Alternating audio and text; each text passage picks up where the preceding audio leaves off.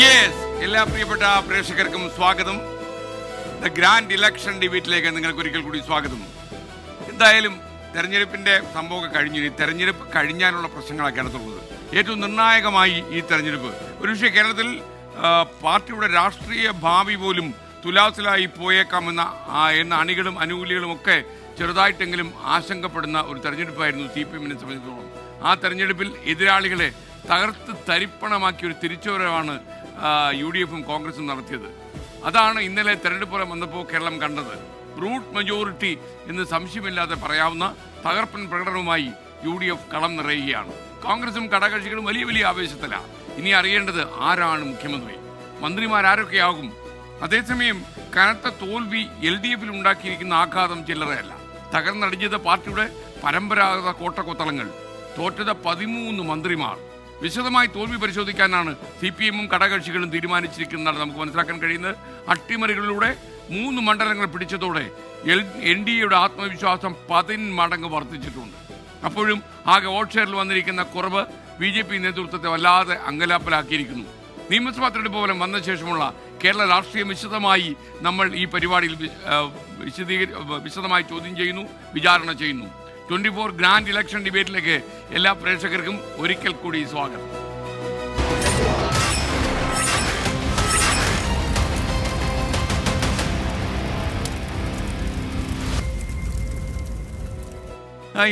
ഇനി നമുക്ക് പാനലിസ്റ്റുകൾ നമ്മുടെ കൂടെയുള്ള ആൾക്കാരെ കൂടി വിളിക്കാം. ഹാഷ്മി താജ് ഇബ്രാഹിം,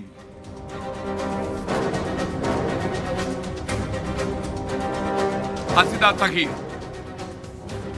B. ദിലീപ് കുമാർ, KR ഗോപികൃഷ്ണൻ, എല്ലാവർക്കും സ്വാഗതം. ഹാഷ്മി ക്ഷീണമൊക്കെ മാറിയോ? ഞാൻ കൂട്ടത്തിൽ പറയട്ടെ ഹാഷ്മി, ഈ നമ്മളുടെ ഈ വീഡിയോയിൽ നിന്നൊക്കെ ചില ദൃശ്യമാണെന്ന് തോന്നിപ്പിക്കുന്ന രീതിയിൽ AI കൊണ്ട് ചില ചിത്രങ്ങളൊക്കെ ക്രിയേറ്റ് ചെയ്ത് ഗൾഫ് നാടുകളിലൊക്കെ വല്ലാതെ ആളുകൾ പ്രചരിപ്പിക്കുന്നുണ്ട്. എന്താണ് സാർ അതെന്തോന്ന് വെച്ച് കഴിഞ്ഞാല് ആഷ്മി ഇങ്ങനെ ഞെട്ടി നിൽക്കുന്നു, ഞാൻ ഇങ്ങനെ നിൽക്കുന്നു, AI പിക്ചർ. അപ്പൊ നമ്മുടെ മുഖത്ത് ക്രൗര്യമൊക്കെ കുറച്ച് കൂടുതലാണ്, നല്ല കലാകാരന്മാർ. അപ്പോൾ ഇതൊന്നും ആളുകൾ വിശ്വസിക്കരുത്. കാരണം ഒരു തെരഞ്ഞെടുപ്പിൽ ആര് പരാജയപ്പെടുന്നു, ആര് വിജയിക്കും, അതൊക്കെ ജനാധിപത്യ ഉത്സവത്തിൻ്റെ ഭാഗമാണ്, ജനാധിപത്യത്തിൻ്റെ ഭാഗമാണ്. അപ്പോൾ നമ്മൾ നിലപാട് ആവർത്തിക്കുകയാണ്.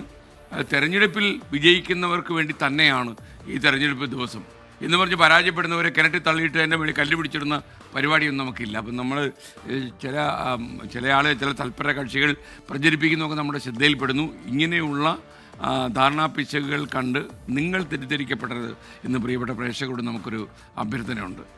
ഇലക്ഷനിൽ നിന്നവരും ഇലക്ഷനിൽ മൂക്കുകുത്തിയവരും ഇലക്ഷനിൽ നിൽക്കാൻ പോകുന്നവരും നമ്മുടെ സുഹൃത്തുക്കളാണ്. അവരോടൊക്കെ നമുക്ക് സ്നേഹവും ബഹുമാനവും മാത്രമേ ഉള്ളൂ. ഇതെല്ലാവർക്കും വേണ്ടി ഞാൻ പറയുന്ന കാര്യമുള്ളൂ.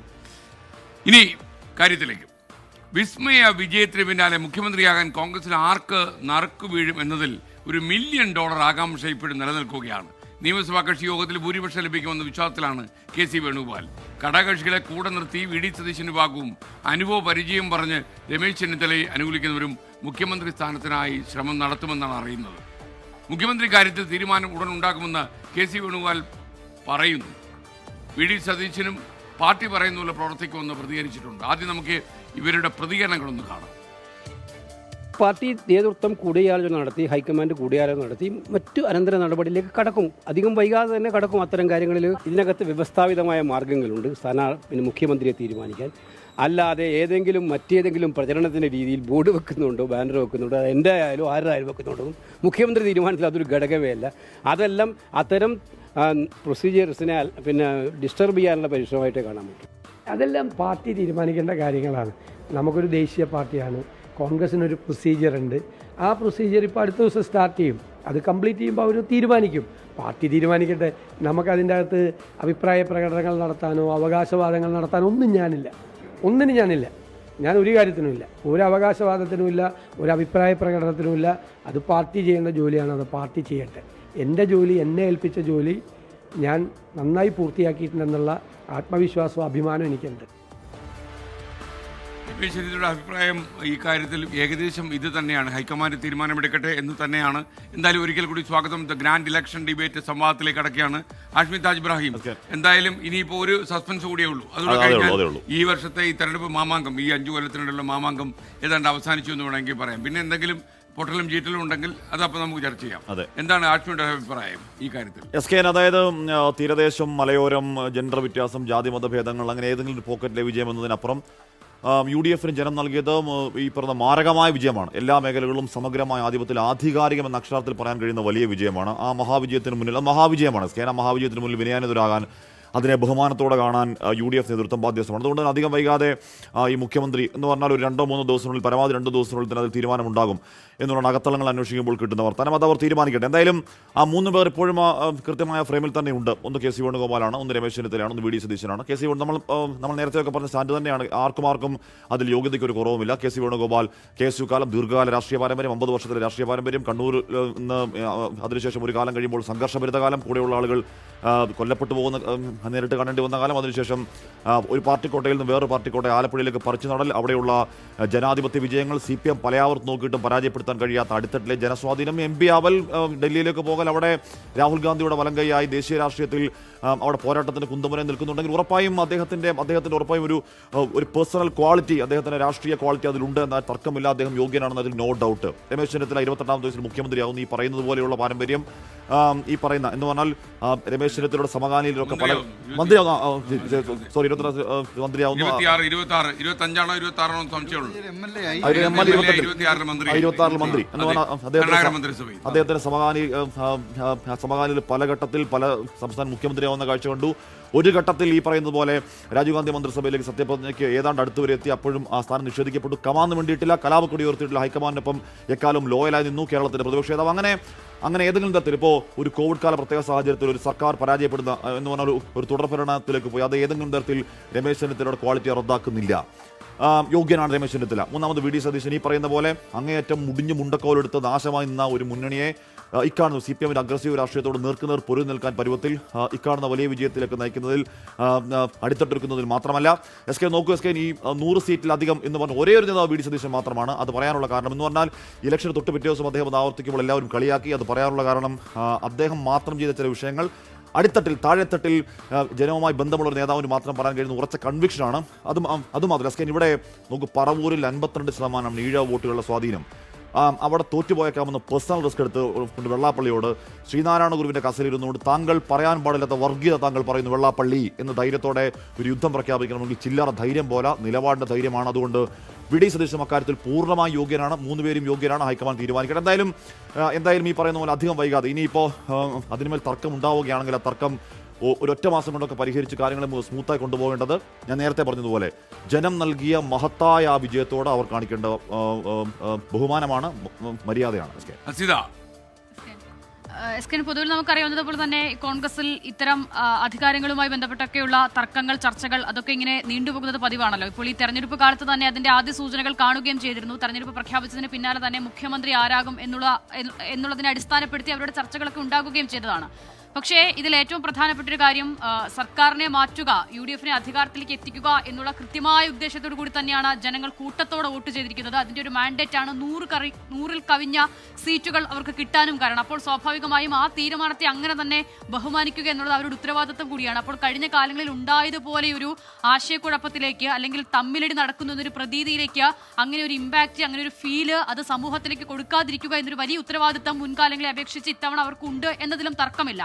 പക്ഷേ കോൺഗ്രസിനെ സംബന്ധിച്ചിടത്തോളം നമുക്കറിയാവുന്നതുപോലെ തന്നെ, UDFനെ സംബന്ധിച്ച് നമുക്കറിയാവുന്നതുപോലെ തന്നെ ജയിച്ചു വന്ന MLA-മാരിൽ ഭൂരിപക്ഷ പിന്തുണ ആരുടേത് എന്നതിനെ അടിസ്ഥാനപ്പെടുത്തിയാണല്ലോ എപ്പോഴും മുഖ്യമന്ത്രി സ്ഥാനത്തേക്ക് ആരെ പരിഗണിക്കണം എന്നുള്ള തീരുമാനം വരിക. ഇവിടെ എന്തായാലും വളരെ സജീവമായി തന്നെ KC വേണുഗോപാലും VD സതീശനും രമേശ് ചെന്നിത്തലയും ഉണ്ട് എന്നുള്ളത് നമുക്കറിയാം. അവർക്ക് വേണ്ടി തെരഞ്ഞെടുപ്പ് ഫലം വരുന്നതിന് പിന്നാലെ തന്നെ ആ മണിക്കൂറുകളിൽ തന്നെ ഉയർന്ന ഫ്ലെക്സ് ബോർഡുകൾ, വീണ്ടും ഓരോരുത്തർക്ക് അനുകൂലമായുള്ള മുദ്രാവാക്യങ്ങൾ, ഇതൊക്കെ നമ്മൾ കേട്ടതാണ്. അപ്പോൾ ആ നിലയിലുള്ള നീക്കങ്ങൾ തുടങ്ങിയിട്ടുണ്ട് എന്നതിലും സംശയമില്ല. പക്ഷേ പരസ്യമായി പ്രതികരിക്കും നേതാക്കളൊക്കെയും ഇതിനപ്പുറം, ഞങ്ങളുടെ വ്യക്തി താല്പര്യത്തിനപ്പുറം പാർട്ടിയുടെ തീരുമാനം, ഹൈക്കമാൻഡിന്റെ തീരുമാനം എന്നൊക്കെ അവർ പറയുന്നുണ്ട്. എങ്കിൽ പോലും അതിനപ്പുറം ഏതെങ്കിലുമൊക്കെ നീക്കങ്ങൾ നടത്താൻ സാധിക്കുമെങ്കിൽ അതൊക്കെയും ഈ നേതാക്കൾ നടത്തുന്നുണ്ട്, അണികൾ വഴി നടത്തുന്നുണ്ട് എന്നതിലൊന്നും തർക്കവുമില്ല. പക്ഷെ എന്തായാലും ഇപ്പോൾ ഹൈക്കമാൻഡിന്റെ നിരീക്ഷകരടക്കം കേരളത്തിലേക്ക് വരികയാണ്. MLA-മാരുടെ പിന്തുണ ആർക്കാണ്, MLA-മാരുടെ താല്പര്യം എന്താണ് എന്ന് അവർ അറിയാനായി ശ്രമിക്കുകയാണ്. അങ്ങനെ വരുമ്പോൾ ഏറ്റവും പ്രധാനമാകുക MLA-മാരുടെ പിന്തുണ ആർക്കാണ് എന്നുള്ളത് തന്നെയാണ്. എന്തായാലും ഇപ്പോൾ ആകെ ജയിച്ചിട്ടുള്ള ആളുകളിൽ തെരഞ്ഞെടുപ്പിന്റെ സ്ഥാനാർത്ഥികളെ പ്രഖ്യാപിക്കുമ്പോൾ തന്നെ അതിൽ ഭൂരിഭാഗം ആളുകളും KC വേണുഗോപാലിന്റെ നോമിനികളാണ് എന്നുള്ള വിവരങ്ങൾ പുറത്തു വന്നത് തന്നെയാണ്. അപ്പോൾ ആ നിലയിൽ KC വേണുഗോപാലിന് അനുകൂലമായ ഒരു സ്റ്റാൻഡാണ് ജയിച്ചു വന്ന MLA-മാർ എടുക്കാൻ സാധ്യതയുള്ളത് എന്നും നമുക്കറിയാം. ഇപ്പോൾ ജയിച്ച ആളുകളിൽ ആകെ 2-3 പേർ മാത്രമാണ്. ഇപ്പോൾ റോജി എം ജോണിനെ പോലെയോ മുഹമ്മദ് ഷിയാസിനെ പോലെയുള്ള ആളുകൾ മാത്രമാണ് വി ഡി സതീശൻ അനുകൂലമായി ഒരു നിലപാടെടുക്കാൻ സാധ്യതയുള്ള ആളുകളും. അപ്പോൾ മറ്റുള്ളവരുടെ പിന്തുണ ആൾക്കാരുണ്ട്. അവരിപ്പോൾ പരസ്യമായ നിലപാട് എടുത്തിട്ടില്ലെങ്കിലും നിലപാടുമായിട്ടുള്ള ചില സ്വകാര്യ അഭിപ്രായങ്ങളിലൊക്കെ അവർ പറയുന്നു. അതെ സ്കേൻ. അപ്പോൾ എന്തായാലും ഈ MLA-മാരുടെ അല്ലെങ്കിൽ ഈ മത്സരിച്ച ആളുകളുടെ ലിസ്റ്റ് പരിശോധിക്കുമ്പോൾ തന്നെ അതിൽ KC പക്ഷക്കാരാണ് കൂടുതൽ എന്നുള്ളത് മുൻപ് തന്നെ നമ്മൾ മനസ്സിലാക്കിയ വിവരമാണ്. അപ്പോൾ അതിന്റെ അടിസ്ഥാനത്തിൽ പിന്തുണ. അപ്പോൾ മുൻപ് KC വേണുഗോപാൽ ഈ മത്സരിക്കുന്നവർ മാത്രമാകില്ല അധികാരം കിട്ടിയാൽ സ്ഥാനത്തേക്ക് വരിക എന്നുള്ള അദ്ദേഹത്തിന്റെ ഒരു പ്രതികരണം കൂടിയുണ്ട്. അപ്പോൾ അതിനോട് ചേർത്ത് വെച്ച് വായിക്കുമ്പോൾ അങ്ങനെ ഏത് നിലയിൽ വേണമെങ്കിലും ചർച്ചകളിലേക്ക് പോകാനുള്ള സാധ്യത അവിടെയുണ്ട്. പക്ഷേ ഇപ്പോൾ VD സതീശന് പൊതുവിൽ കോൺഗ്രസുകാരുടെ ഇടയിലും കേരളത്തിലും ഉള്ള ഒരു ഇമ്പാക്ട് ഉണ്ട്, ഒരു പ്രതീതിയുണ്ട്. അത് ഈ നിലയിൽ അദ്ദേഹം മുൻപ് നടത്തിയ തെരഞ്ഞെടുപ്പുകളിലെ അദ്ദേഹത്തിന്റെ ഒരു ധാരണയായിരുന്നു. അത് നിയമസഭാ തെരഞ്ഞെടുപ്പിലും 100-ലധികം സീറ്റുകളിൽ അത് ആവർത്തിക്കുന്നു. അതല്ലെങ്കിൽ വനവാസത്തിന് പോകുക എന്ന് പറയുന്ന ഒരു നേതാവിന്റെ കോൺഫിഡൻസ്, അതിലെ ജനാധിപത്യപരമായ ഭാഗം എത്രയാണ്, അതൊക്കെ മാറ്റി നിർത്തിയാൽ പോലും ഒരു നേതാവിന് അങ്ങനെ പറയാനുള്ള ഒരു കോൺഫിഡൻസ്, അതിനെ വിജയത്തിലേക്ക് കൺവേർട്ട് ചെയ്യാൻ അദ്ദേഹം എടുത്തിട്ടുള്ള വർക്ക്, അതിൽ ആളുകളെ ഒരുമിച്ച് നിർത്താനുള്ള അദ്ദേഹത്തിന്റെ കഴിവ്, ഇതൊക്കെ പരിഗണിക്കണം. അപ്പോൾ ഇപ്പോൾ KC വേണുഗോപാൽ, രമേശ് ചെന്നിത്തല എന്നതിനൊക്കെ അപ്പുറം മുൻപുണ്ടായിരുന്ന വികാരത്തിൽ നിന്നും മാറി VD സതീശൻ നയിച്ച ഒരു നേതൃത്വം എന്നൊരു നിലയിലേക്ക് ആളുകൾ എത്തിയിട്ടുണ്ട് എന്നതുകൂടി കരുതുന്നുണ്ട് ഞാൻ ഈ തെരഞ്ഞെടുപ്പ് ഫലത്തിന് പിന്നാലെ. അപ്പോൾ അങ്ങനെ ഒരു സാഹചര്യം വന്നാൽ അത് VD സതീശൻ അനുകൂലമാകും എന്നതുകൂടിയാണ് കരുതുന്നത്. അപ്പോൾ ഇപ്പോൾ എന്തായാലും ഈ സാഹചര്യത്തിൽ കൂടുതൽ സാധ്യത VD സതീശന് തന്നെയാണെന്നാണ് എനിക്ക് തോന്നുന്നത്. ഈ കേരളത്തിന്റെ മുഖ്യമന്ത്രി ആരാകണം എന്ന കാര്യത്തിൽ നമ്മുടെ ഓരോരുത്തരുടെയും എനിക്ക് ഈ കാര്യത്തിൽ ഒരു വ്യത്യസ്തമായ കാഴ്ചപ്പാടും അഭിപ്രായവുമാണുള്ളത്. അതായത് കേരളത്തിലെ ജനം വലിയ രീതിയിൽ ഇത് ചർച്ച ചെയ്യേണ്ടതില്ല എന്ന അഭിപ്രായമാണ് എനിക്കുള്ളത്. അതിന് കാരണം ഏതെങ്കിലും ഒരു വ്യക്തിയെ മുഖ്യമന്ത്രിയാക്കും അല്ലെങ്കിൽ അയാളായിരിക്കും മുഖ്യമന്ത്രി സ്ഥാനാർത്ഥി എന്ന് എടുത്തു കാട്ടിക്കൊണ്ടല്ല UDF ഈ തെരഞ്ഞെടുപ്പിന് നേരിട്ടിട്ടുള്ളത്. നേരെ മറിച്ച് ഇടതുമുന്നണിയെ സംബന്ധിച്ച് നമുക്കറിയാം, അവർക്ക് ഒരു ക്യാപ്റ്റനെ ഉണ്ടായിരുന്നുള്ളൂ, അത് പിണറായി വിജയനായിരുന്നു. പിണറായി വിജയന്റെ ചിത്രവും പോസ്റ്ററുകളും ബാനറുകളുമായിരുന്നു ഉണ്ടായിരുന്നത്. തുടർഭരണം കിട്ടുകയാണെങ്കിൽ പിണറായി വിജയൻ തന്നെയായിരിക്കും മുഖ്യമന്ത്രി എന്ന് ജനങ്ങൾക്കറിയാം. അപ്പോൾ ഈ ജനവിധിയിൽ പ്രതിഫലിച്ചിരിക്കുന്നത് ഒരു ഭരണവിരുദ്ധ വികാരമാണ്. വേറൊരു അർത്ഥത്തിൽ പറഞ്ഞാൽ പിണറായി വിരുദ്ധ വികാരമാണ് ഈ തെരഞ്ഞെടുപ്പിൽ പ്രതിഫലിച്ചിരിക്കുന്നത്. അപ്പോൾ ജനം ഒന്നേ കണ്ടിട്ടുള്ളൂ, അതായത് ഈ സർക്കാരിന് തുടർച്ച നൽകേണ്ടതില്ല. അതാണ് ജനാധിപത്യ രീതിയിൽ ഈ ജനവിധിയിലൂടെ വ്യക്തമാകുന്ന ഒരു കാര്യം. അതല്ലാതെ VD സതീശൻ മുഖ്യമന്ത്രിയാകുന്ന ഒരു കേരളമോ അല്ലെങ്കിൽ KC വേണുഗോപാൽ മുഖ്യമന്ത്രിയാകുന്ന ഒരു കേരളമോ രമേശ് ചെന്നിത്തല മുഖ്യമന്ത്രിയാകുന്ന ഒരു കേരളത്തിനോ ഒരു സർക്കാരിനോ വേണ്ടിയല്ല ഈ നാട്ടിലെ ജനങ്ങൾ വോട്ട് ചെയ്തിരിക്കുന്നത്. അതുകൊണ്ട് ഈ നേതാക്കളുടെ മുഖ്യമന്ത്രിയാകാനുള്ള അർഹതയെക്കുറിച്ചോ യോഗ്യതയെക്കുറിച്ചോ അതിൻ്റെ ഒരു മാനദണ്ഡം നമ്മൾ നിശ്ചയിക്കേണ്ടതില്ല എന്ന അഭിപ്രായമാണ് എനിക്കുള്ളത്. പാർട്ടിക്ക് വ്യവസ്ഥാപിതമായ ഒരു രീതിയും സംവിധാനവും ഉണ്ട് എന്ന് ഈ 3 നേതാക്കളും ഒരുപോലെ പറയുന്നുണ്ട്. അവർ 3 പേരും അർഹരും യോഗ്യരുമാണെന്ന് അവർക്ക് ബോധ്യപ്പെടുകയും അവരെ പിന്താങ്ങുന്നവർക്ക് ഉറപ്പുണ്ടാവുകയും ചെയ്യുമ്പോൾ തന്നെ ഈ നേതാക്കൾ നടത്തുന്ന പരസ്യ പ്രതികരണം നേതൃത്വം തീരുമാനിക്കട്ടെ, ഹൈക്കമാൻഡ് തീരുമാനിക്കട്ടെ എന്നതാണ്. ഇനി ഹൈക്കമാൻഡിന്റെ വ്യവസ്ഥാപിത രീതി എന്താണ്? അവർ ഒരു സംഘത്തെ തീരുമാനിക്കുന്നു. ആ AICC സംഘം, നിരീക്ഷകരടങ്ങുന്ന സംഘം കേരളത്തിൽ വരുന്നു. അവർ ഓരോ MLA-മാരെയും, അതായത് 63 MLA-മാരാണ് ഇപ്പോൾ കോൺഗ്രസിനുള്ളത്. 1960-ൽ ശേഷം ഇത്ര അധികം MLA-മാർ കോൺഗ്രസിനുണ്ടാകുന്നത് ആദ്യമായിട്ടാണ്. ഈ ഓരോ MLA-മാരെയും ഓരോരുത്തരെയായി വിളിച്ചു വരുത്തി അവർ സാഹചര്യങ്ങൾ പരിശോധിക്കുന്നു, നിങ്ങളുടെ താല്പര്യം എന്താണെന്ന് അന്വേഷിച്ചറിയുന്നു. അതിനുശേഷം ആവശ്യമെങ്കിൽ കേരളത്തിലെ മുതിർന്ന നേതാക്കൾ, അതായത് മുൻ KPCC അധ്യക്ഷന്മാർ അടക്കമുള്ള മുതിർന്ന നേതാക്കളുമായി ആശയവിനിമയം നടത്തും. അതിനുശേഷം ഇവിടെ സംഘടനാകാര്യ ചുമതല വഹിക്കുന്ന ദീപാദാസ് മുൻഷിയുടെ സാന്നിധ്യത്തിലായിരിക്കും ഈ നിരീക്ഷകർ ഇവരെ കാണുക. അതിനുശേഷം MP-മാരുടെ അഭിപ്രായങ്ങൾ ചോദിക്കാം. ഇങ്ങനെ ഒരു ലോങ് പ്രോസസ് ഉണ്ട്. ഈ കഴിഞ്ഞ അടുത്ത് വരുന്ന 2-3 ദിവസം കൊണ്ട് ചെയ്തു തീർക്കേണ്ട ഒരു വലിയ പ്രോസസ് ഉണ്ട്, ഒരു സംവിധാനമുണ്ട്, ഒരു നടപടിക്രമമുണ്ട്. അതിലൂടെയായിരിക്കും ആരാണ് കേരളത്തിന് മുഖ്യമന്ത്രിയാകാൻ പോകുന്നത് എന്ന കാര്യത്തിൽ തീരുമാനമെടുക്കുക. ഇന്നലെ ഈ തെരഞ്ഞെടുപ്പിന്റെ ജനവിധിയുടെ ഈ വിധി വന്നുകൊണ്ടിരിക്കുന്ന ഒരു സമയത്ത് VD സതീശനെ കാണാൻ ശാസ്ത്രവേദിയുടെ സംസ്ഥാന ചെയർമാൻ ഡോക്ടർ അച്യുത് ശങ്കർ നായർ അദ്ദേഹത്തിനെ കാണാൻ വേണ്ടി ചെന്നു. അപ്പോൾ അദ്ദേഹം ഒരു പുസ്തകം VD സതീശന് കൈമാറി. ആ പുസ്തകത്തിന്റെ പേര് ദ ഇവോൾവിംഗ് ബ്രെയിൻ എന്നതാണ്. അത് ഡോക്ടർ പോൾ ഗോൾഡ്സ്മിത്ത് എഴുതിയ ഒരു പുസ്തകമാണ്. ആ പുസ്തകത്തിന് ശരിക്കുള്ള പേര് the revolving brain and ancient tool in A modern world എന്നാണ്. ആ പുസ്തകം പറയുന്നത് മനുഷ്യന്റെ മസ്തിഷ്കത്തിനും ബുദ്ധിക്കും കാലങ്ങളായി ഉണ്ടായിരിക്കുന്ന പരിണാമം എന്താണ്, പുതിയ കാലത്തെ വെല്ലുവിളികളെ നേരിടാൻ എങ്ങനെയാണ് ബുദ്ധിയെ പരുവപ്പെടുത്തേണ്ടത്, ആ മസ്തിഷ്കത്തെ പരുവപ്പെടുത്തേണ്ടത് നടത്തേണ്ടതെന്ന് ശാസ്ത്രീയമായി വിശകലനം ചെയ്യുന്ന ഒരു evolutionary neuro സയന്റിസ്റ്റാണ് doctor Paul Goldsmith. അദ്ദേഹത്തിന്റെ പുസ്തകമാണ് വി ഡി സതീശന് ഇന്നലെ സമ്മാനമായി നൽകിയത്. എനിക്ക് തോന്നുന്നു സതീശൻ അത് ഒരുപക്ഷെ വളരെ ഭംഗിയായി അദ്ദേഹം വായിച്ചു തീർത്ത് കാണും. കാരണം അദ്ദേഹം ഒരു വളരെ വൊറേഷ്യസ് ആയിട്ടുള്ള റീഡറാണ്. അപ്പോൾ പുതിയ കാലത്തെ പ്രശ്നങ്ങളെ നേരിടാൻ പാകപ്പെടുന്ന രീതിയിലേക്ക് അദ്ദേഹത്തിന്റെ ബുദ്ധിയെ പരുവപ്പെടുത്താൻ വി ഡി സതീശന് കഴിയട്ടെ. അദ്ദേഹത്തിന് മോഹഭംഗം ഉണ്ടാകേണ്ട കാര്യമില്ല. ഒരുപക്ഷെ മുഖ്യമന്ത്രിയാകാനുള്ള അവസരം അദ്ദേഹത്തിന് കിട്ടിയിട്ടില്ലെങ്കിലും കെ സി വേണുഗോപാലിനെ പിന്തുണയ്ക്കുന്ന 52 MLA-മാർ ഉണ്ട് എന്നാണ് പറയുന്നത്. പിന്നെ ചെന്നിത്തലയ്ക്ക് വേണ്ടി TJ വിനോദ്, അൻവർ സാദത്ത്, IC ബാലകൃഷ്ണനെ പോലുള്ളവർ രംഗത്തിറങ്ങിയിട്ടുണ്ട്. വി ഡി സതീശനെ പിന്തുണച്ചുകൊണ്ട് മുഹമ്മദ് ഷിയാസ് ഉണ്ട്, ഷാനിമോൾ ഉസ്മാൻ ഉണ്ട്, KP നൌഷാദ് അലി ഉണ്ട്. പക്ഷേ MLA-മാരുടെ എണ്ണമാണ് ഇതിലെ മാനദണ്ഡമാക്കാൻ പോകുന്നതെങ്കിൽ അത് കെ സി വേണുഗോപാലിന് അനുകൂലമായിരിക്കും. ഞാൻ അതിലൊരു ആഗ്രഹമോ അഭിപ്രായ പ്രകടനമോ നടത്തുകയല്ല. അതാണ് പ്രോസസ് എങ്കിൽ അങ്ങനെയാണ് സംഭവിക്കുക. അതിനപ്പുറത്ത് ഈ തെരഞ്ഞെടുപ്പിന്റെ വിജയശില്പി എന്നെല്ലാമുള്ള അതിന്റെ അടിസ്ഥാനത്തിലാണോ ഈ പാർട്ടി കേരളത്തിന്റെ ഭാവി മുഖ്യമന്ത്രി നിശ്ചയിക്കാൻ പോകുന്ന കാര്യത്തിൽ ഉറപ്പില്ല. അതുകൊണ്ട് ആ സംവിധാനവും നടപടിക്രമങ്ങളും എന്തായാലും കേരളത്തിൽ ഏറ്റവും മികച്ച ഭരണം കാഴ്ചവെക്കുന്ന ഒരു മുഖ്യമന്ത്രി ആകട്ടെ വരാനിരിക്കുന്നത് എന്നാണ് ഞാൻ കരുതുന്നത്. ഓക്കെ, ദിലീപ് കുമാർ, ഒരുപാട് പ്രശ്നങ്ങളുണ്ട്. ഇന്ന് മാത്രമല്ല, ഇത്രയും വലിയ ഭൂരിപക്ഷം കൊടുത്തത് കോൺഗ്രസ്സുകാരല്ല, UDF പ്രവർത്തകരുമല്ല. ഈ ഭരണം മാറണം എന്ന് ആഗ്രഹിച്ച കുറേ ആളുകൾ വോട്ട് ചെയ്തിട്ടുണ്ട്. അവർക്ക് നിരാശ വരാൻ പാടില്ല. മാത്രമല്ല, ഇതിൽ പേര് പറയാത്ത VT ബലറാമനെ പോലുള്ള ആൾക്കാരൊക്കെ ചിലപ്പം വി ഡി സതീശന് വേണ്ടി നിലകൊണ്ടുവന്ന് വരാം. അങ്ങനെയൊക്കെ ചില പേരുകളും ഇപ്പോൾ പുറത്തേക്ക് വരുന്നുണ്ട്. ചില ആൾക്കാരൊക്കെ അവരുടെ ഈ വരുന്ന നിരീക്ഷകനോട് പറയാൻ വേണ്ടി ചില വേറിട്ട അഭിപ്രായങ്ങളുമായിട്ടൊക്കെ കാത്തിരിക്കുന്നുണ്ടെന്നാണ് ചില ആൾക്കാരോടൊക്കെ സംസാരിച്ചപ്പോൾ എനിക്ക് ലഭിച്ച വിവരം. അതുകൊണ്ട് അതെന്തും ആകട്ടെ, കാര്യം ഇത് ആരായാലും ഈ 3 പേരിൽ ഒരാളായിരിക്കും എന്നേതാണ്ട് ഉറപ്പായല്ലോ. അപ്പോൾ ദിലീപ് കുമാറിൻ്റെ ഒരു നിലപാടെങ്ങനെയാണ് ഇക്കാര്യത്തിൽ?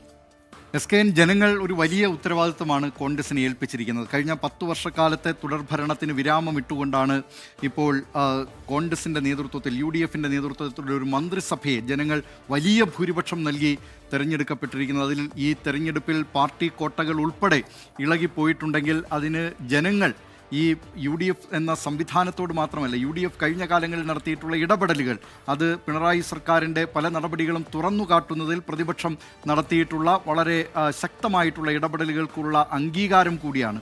അതുകൊണ്ട് തന്നെ ഈ മുഖ്യമന്ത്രി സ്ഥാനത്തേക്ക് ഇത്തവണ പറഞ്ഞു കേൾക്കുന്ന ഈ പേരുകൾ, 3 പേരുകളാണല്ലോ പ്രധാനമായും മുഖ്യമന്ത്രി സ്ഥാനത്തേക്ക് കോൺഗ്രസിൽ നിന്ന് പറഞ്ഞു കേൾക്കുന്നത്. ഓരോരുത്തർക്കും അവരുടേതായ യോഗ്യതകളുണ്ട് എന്ന കാര്യത്തിൽ യാതൊരു സംശയവുമില്ല. കെ സി വേണുഗോപാൽ AICCയുടെ സംഘടനാ ജനറൽ സെക്രട്ടറിയാണ്. സംഘടനാ ചുമതലയുള്ള ഒരു ജനറൽ സെക്രട്ടറി കേരളത്തിൽ നിന്ന് ആദ്യമായാണ് AICCക്ക് ഉണ്ടാകുന്നത്. അദ്ദേഹത്തിൻ്റെ മേൽ ഉള്ള ഉത്തരവാദിത്വം ഈ രാജ്യത്താകെ കോൺഗ്രസിനൊരു പുതുജീവൻ നൽകുക എന്ന വലിയ ഉത്തരവാദിത്വവും സംഘടനാപരമായ കാര്യങ്ങളുമൊക്കെ അത് കെ സി വേണുഗോപാലിൻ്റെ ചുമലിൽ ഉള്ളപ്പോഴാണ് ഇപ്പോൾ ഈ കേരളത്തിൽ ഒരു തിളക്കമാർന്ന വിജയം UDF നേടിയത്, കോൺഗ്രസ് നേടിയത്. അതിലേതായാലും വി ഡി സതീശൻ്റെ പങ്ക് തള്ളിക്കളയാൻ കഴിയില്ല എന്ന് പറയുന്നത് പോലെ തന്നെ AICCയിൽ നിന്ന് കാര്യമായ സഹായം, AICCയുടെ സഹായം സംസ്ഥാനത്തെ കോൺഗ്രസിന് ഉണ്ടായിട്ടുണ്ട്. അതിലൊക്കെ പ്രധാന പങ്ക് വഹിച്ചിട്ടുള്ളത് കെ സി വേണുഗോപാലാണ്. ഏറ്റവും ഒടുവിലായി ഈ തെരഞ്ഞെടുപ്പ് രംഗത്ത് നിന്ന ചില വിമത ശബ്ദങ്ങളെപ്പോലും അവരെ നേരിൽ പോയി കണ്ട് ആ സ്ഥാനാർത്ഥിത്വം പിൻവലിക്കാനും അതോടൊപ്പം തന്നെ വിമത നീക്കങ്ങൾ തടയാനുമൊക്കെ കെ സി വേണുഗോപാൽ ശ്രമിച്ചിട്ടുണ്ട്. നേരത്തെ ഗോപികൃഷ്ണൻ പറഞ്ഞതുപോലെ MLA-മാരുടെ മനസ്സിലിരിപ്പിൻ്റെ അടിസ്ഥാനത്തിലാണ്, അവരുടെ തലയെണ്ണത്തിൻ്റെ അടിസ്ഥാനത്തിലാണ് ഈ മുഖ്യമന്ത്രിയെ തീരുമാനിക്കുന്നതെങ്കിൽ സ്വാഭാവികമായും അത് കെ സി വേണുഗോപാലിലേക്ക് എത്തിയേക്കാം. കാരണം അദ്ദേഹത്തെ അനുകൂലിക്കുന്ന ഒരു വലിയ വിഭാഗം MLA-മാർ അദ്ദേഹം ഈ സ്ഥാനാർത്ഥിത്വവുമായി ബന്ധപ്പെട്ട് പോലും അക്കാര്യത്തിൽ തന്നെ ചില ശ്രദ്ധ ചെലുത്തിയിരുന്നോ എന്ന് നമുക്ക് ആ തെരഞ്ഞെടുപ്പിലെ AICC അന്ന് പ്രസിദ്ധീകരിച്ച ആ സ്ഥാനാർത്ഥി പട്ടിക കണ്ടാൽ തോന്നിപ്പോകും. ആ നിലയിൽ കെ സി വേണുഗോപാൽ അനുകൂലികൾക്കാണ് കൂടുതൽ ഭൂരിപക്ഷം. പക്ഷേ വി ഡി സതീശനോട് കോൺഗ്രസ് നേതൃത്വം കാണിക്കേണ്ട ചില മര്യാദകളുണ്ടല്ലോ. കാരണം കഴിഞ്ഞ 5 വർഷക്കാലം അദ്ദേഹമാണ് ഈ സംസ്ഥാനത്തെ കോൺഗ്രസിനെ നയിച്ചത്, UDFനെ നയിച്ചത്. വി ഡി സതീശൻ്റെ നിലപാടുകൾക്കുള്ള അംഗീകാരം കൂടിയായിരുന്നു നേരത്തെ നടന്ന പല ഉപതെരഞ്ഞെടുപ്പുകളിലും ജനങ്ങൾ നൽകിയ അംഗീകാരം എന്നതും ശ്രദ്ധേയമാണ്. അതിൽ SKN ഏറ്റവും പ്രധാനപ്പെട്ടതായി നമുക്കെല്ലാം ഓർമ്മ വരുന്ന ഒരു കാര്യമാണ് നിലമ്പൂർ ഉപതെരഞ്ഞെടുപ്പുമായി ബന്ധപ്പെട്ട് PV അൻവർ പിണറായിയോട് കലഹിച്ച് LDFിൽ നിന്ന് CPIMൽ നിന്ന് പുറത്തേക്ക് ഇറങ്ങുമ്പോൾ PV അൻവറിനെ സ്വീകരിക്കണം എന്ന നിലപാടായിരുന്നു അന്ന് സംസ്ഥാനത്തെ പല കോൺഗ്രസ് നേതാക്കൾക്കും ഉണ്ടായിരുന്നത്. നിരവധി കോൺഗ്രസ് പ്രവർത്തകർക്ക് ആ നിലയിലുള്ള വികാരമാണ് ഉണ്ടായിരുന്നത്. പക്ഷേ വി ഡി സതീശൻ എന്നൊരു ഉറച്ച നിലപാടെടുത്തു. PV അൻവറിനെ UDFനൊപ്പം ആ തെരഞ്ഞെടുപ്പ് കാലത്ത് കൂട്ടില്ല എന്ന നിലപാടായിരുന്നു. PV അൻവറിനെ അവിടെ സ്ഥാനാർത്ഥിയാക്കാനും ഇല്ല എന്ന നിലപാട് അന്ന് VD സതീശൻ എടുത്തു. അതൊരു ഉറച്ച നിലപാടായിരുന്നു. അതുകൊണ്ട് എന്താകും ഫലം, PV അൻവർ പിന്നീട് അവിടെ സ്ഥാനാർത്ഥിയായി വരികയും ഒക്കെ ചെയ്തു. അതുകൊണ്ട് തെരഞ്ഞെടുപ്പ് ഫലം ഒരുപക്ഷെ എതിരാകുമോ എന്ന് ചിന്തിച്ച പല പ്രധാനപ്പെട്ട നേതാക്കൾ പോലുമുണ്ട്. പക്ഷേ നിലമ്പൂരിൽ വലിയ വിജയം നേടി. അത് VD സതീശൻ്റെ ആ നിലപാടിൻ്റെ ഒരു അംഗീകാരം കൂടിയായിരുന്നു. ആ നിലയിൽ VD സതീശൻ നടത്തിയിട്ടുള്ള ഇടപെടലുകൾ, അദ്ദേഹത്തിൻ്റെ ഉറച്ച നിലപാട്, രമേശ് ചെന്നിത്തലയെ സംബന്ധിച്ച് രമേശ് ചെന്നിത്തല സംസ്ഥാനത്തെ കോൺഗ്രസിൻ്റെ മുതിർന്ന നേതാവാണ്, ഭരണ പരിചയമുള്ള നേതാവാണ്. അദ്ദേഹം നിയമസഭയിലും ലോക്സഭയിലുമൊക്കെ പലതവണ തെരഞ്ഞെടുക്കപ്പെട്ടുള്ള നേതാവാണ്, സംസ്ഥാനത്തെ കോൺഗ്രസിനെ നയിച്ചിട്ടുള്ള നേതാവാണ്. പക്ഷേ അദ്ദേഹത്തിന് ഈ MLA-മാരുടെ കണക്കെടുപ്പാണ് മുഖ്യമെങ്കിൽ അദ്ദേഹത്തെ അനുകൂലിക്കുന്നവരുടെ എണ്ണം തുലോം കുറവാണ് എന്ന് പറയേണ്ടി വരും. എങ്കിൽ പോലും ഈ ഭരണപരിചയത്തിൻ്റെയും കോൺഗ്രസ് ദേശീയ നേതൃത്വവുമായുള്ള അദ്ദേഹത്തിൻ്റെ അടുപ്പത്തിൻ്റെയും എക്കാലവും കോൺഗ്രസിനൊപ്പം നിലയുറപ്പിച്ചിട്ടുള്ള നേതാവ് എന്ന നിലയിൽ രമേശ് ചെന്നിത്തലയ്ക്ക് പ്രധാന പങ്കുണ്ട് സംസ്ഥാനത്തെ കോൺഗ്രസ് വിജയത്തിൽ എന്നതിലും തർക്കമില്ല. അതുകൊണ്ട് തന്നെ ഈ 3 പേരും പ്രധാനപ്പെട്ട യോഗ്യരാണ്. പക്ഷേ ഇനി ഈ കസേരയ്ക്ക് വേണ്ടിയുള്ള ചക്കളത്തി പോരാട്ടം നടത്തിയ ആ പ്രതിച്ഛായ, ഇപ്പോഴുള്ള വിജയത്തിൻ്റെ ആ ശോഭ കെടും വിധമുള്ള പ്രവർത്തനങ്ങൾ നേതാക്കളുടെ ഭാഗത്ത് നിന്നുണ്ടാകരുതെന്ന് വോട്ട് ചെയ്ത ജനങ്ങൾ ആഗ്രഹിക്കുന്നു, നമ്മളല്ല. മുഖ്യമന്ത്രി പദത്തിൽ നിന്ന് പിണറായി വിജയൻ പ്രതിപക്ഷ നേതാവിന്റെ റോളിലെത്തുമോ എന്നതിൽ സസ്പെൻസ് തുടരുകയാണ്. നാളെ ചേരുന്ന CPM നേതൃയോഗത്തിൽ ഇക്കാര്യത്തിൽ തീരുമാനമുണ്ടാകുമെന്നാണ് ഞങ്ങളുടെ ബ്യൂറോ പറയുന്നത്. പിണറായി വിജയൻ പ്രതിപക്ഷ നേതൃസ്ഥാനം ഏറ്റെടുത്തില്ല എങ്കിൽ കേന്ദ്ര കമ്മിറ്റി അംഗം കൂടിയായ KN ബാലഗോപാലിന് നറുക്കുവിടാൻ സാധ്യതയുണ്ട്. ഇതിനിടെ മാധ്യമപ്രവർത്തകർക്കായുള്ള മുഖ്യമന്ത്രി ഓഫീസിൻ്റെ വാട്സപ്പ് ഗ്രൂപ്പിൻ്റെ പേര് മാറ്റി CMO മീഡിയ എന്നത് ഓപ്പോസിഷൻ മീഡിയ എന്നാക്കി മാറ്റി.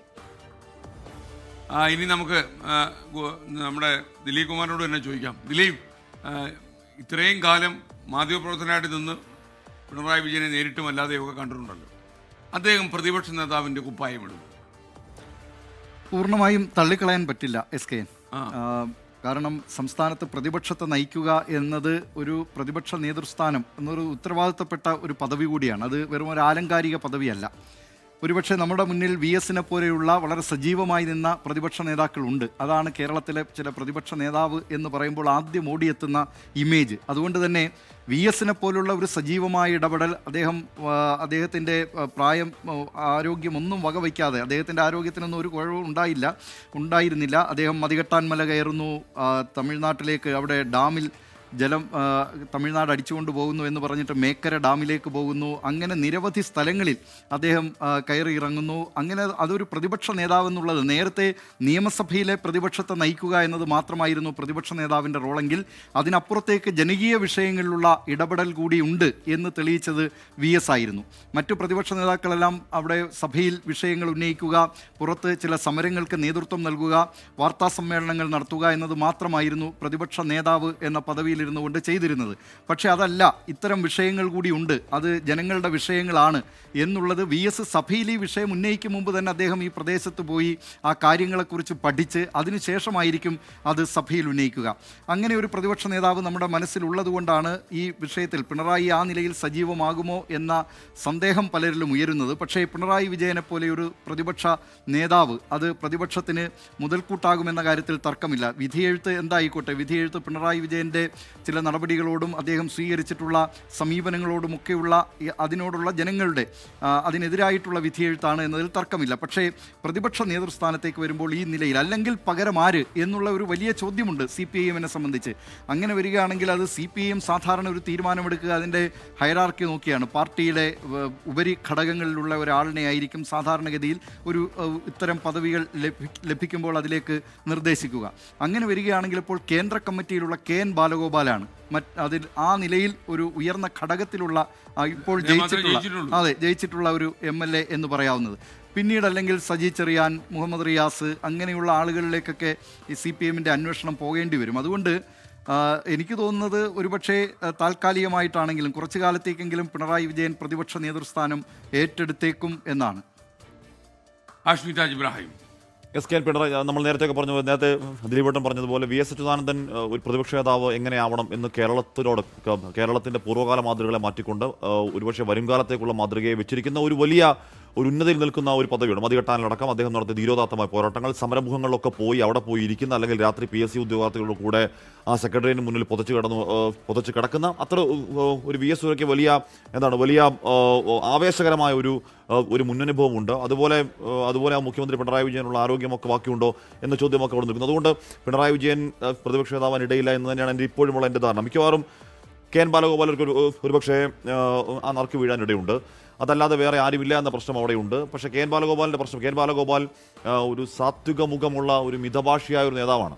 നോക്കൂ, ഈ ഭരണപക്ഷത്തേക്ക് വരുന്നത് VD സതീശൻ, രമേശ് ചെന്നിത്തല അടക്കം, VT ബൽറാം അടക്കം, ഫാത്തിമ തഹ്ലി വരെ നീണ്ടു നിൽക്കുന്ന തീപ്പൊരികളായ ഗടാഗടിയന്മാരായ നേതാക്കൾ ഉള്ള 102 പേർ നിരന്നിരിക്കാൻ പോകുന്ന ട്രഷറി ബെഞ്ചാണ്. ലീഗിൻ്റെ അടക്കം, കുഞ്ഞാലിക്കുട്ടി അടക്കം വലിയ നേതാക്കൾ നിരന്നിരിക്കുന്ന ട്രഷറി ബെഞ്ചാണ്. അതിനെ എതിർത്ത് നിൽക്കുന്നത് ആകെ 35 പേരേ ഉള്ളൂ. ഈ പറയുന്ന ആ പ്രതിപക്ഷ ബെഞ്ചിലെ LDFന്റെ അംഗങ്ങളായി അവിടെ ഇരിക്കാനുള്ളത്. അതുകൊണ്ട് മാത്രം ബാക്കി 3 പേർ BJP-കാരാണ്. BJP-കാർ കേവലം BJP-കാരല്ല. അതിലൊരാൾ BJP-യുടെ സംസ്ഥാന അധ്യക്ഷനാണ് രാജീവ് ചന്ദ്രശേഖർ. ഒരാൾ V മുരളീധരൻ കേന്ദ്ര മന്ത്രിയായിരുന്ന പാരമ്പര്യമുള്ള പരിചയസമ്പത്തുള്ള വലിയ നേതാവാണ്. മൂന്നാമത്തെ ആൾ ഒരു നേതാവ്. പക്ഷേ ഈ 2 നേതാക്കൾ അവിടെയുണ്ട്. ഏതെങ്കിലും ഘട്ടത്തിൽ ഒരു പ്രതിപക്ഷത്തിൻ്റെ ധർമ്മം നിർവഹിക്കുന്നതിൽ, അല്ലെങ്കിൽ ധർമ്മം നിർവഹിക്കുന്നു എന്ന് പുറത്ത് തോന്നാത്തവണ്ണം LDF പരാജയപ്പെട്ടാൽ ഒരുപക്ഷെ ആ പ്രതിപക്ഷത്തിൻ്റെ നേതൃസ്ഥാനം, അല്ലെങ്കിൽ പ്രതിപക്ഷത്തിൻ്റെ പെർസെപ്ഷൻ അത് BJP കൊണ്ടുപോകുന്നു എന്ന ഒരു ആംഗിൾ പുറത്തുണ്ടാവാനിടയുണ്ട്. അത് വരും കാലങ്ങളിൽ BJPക്ക് വലിയ നേട്ടമാകാനിടയുണ്ട്.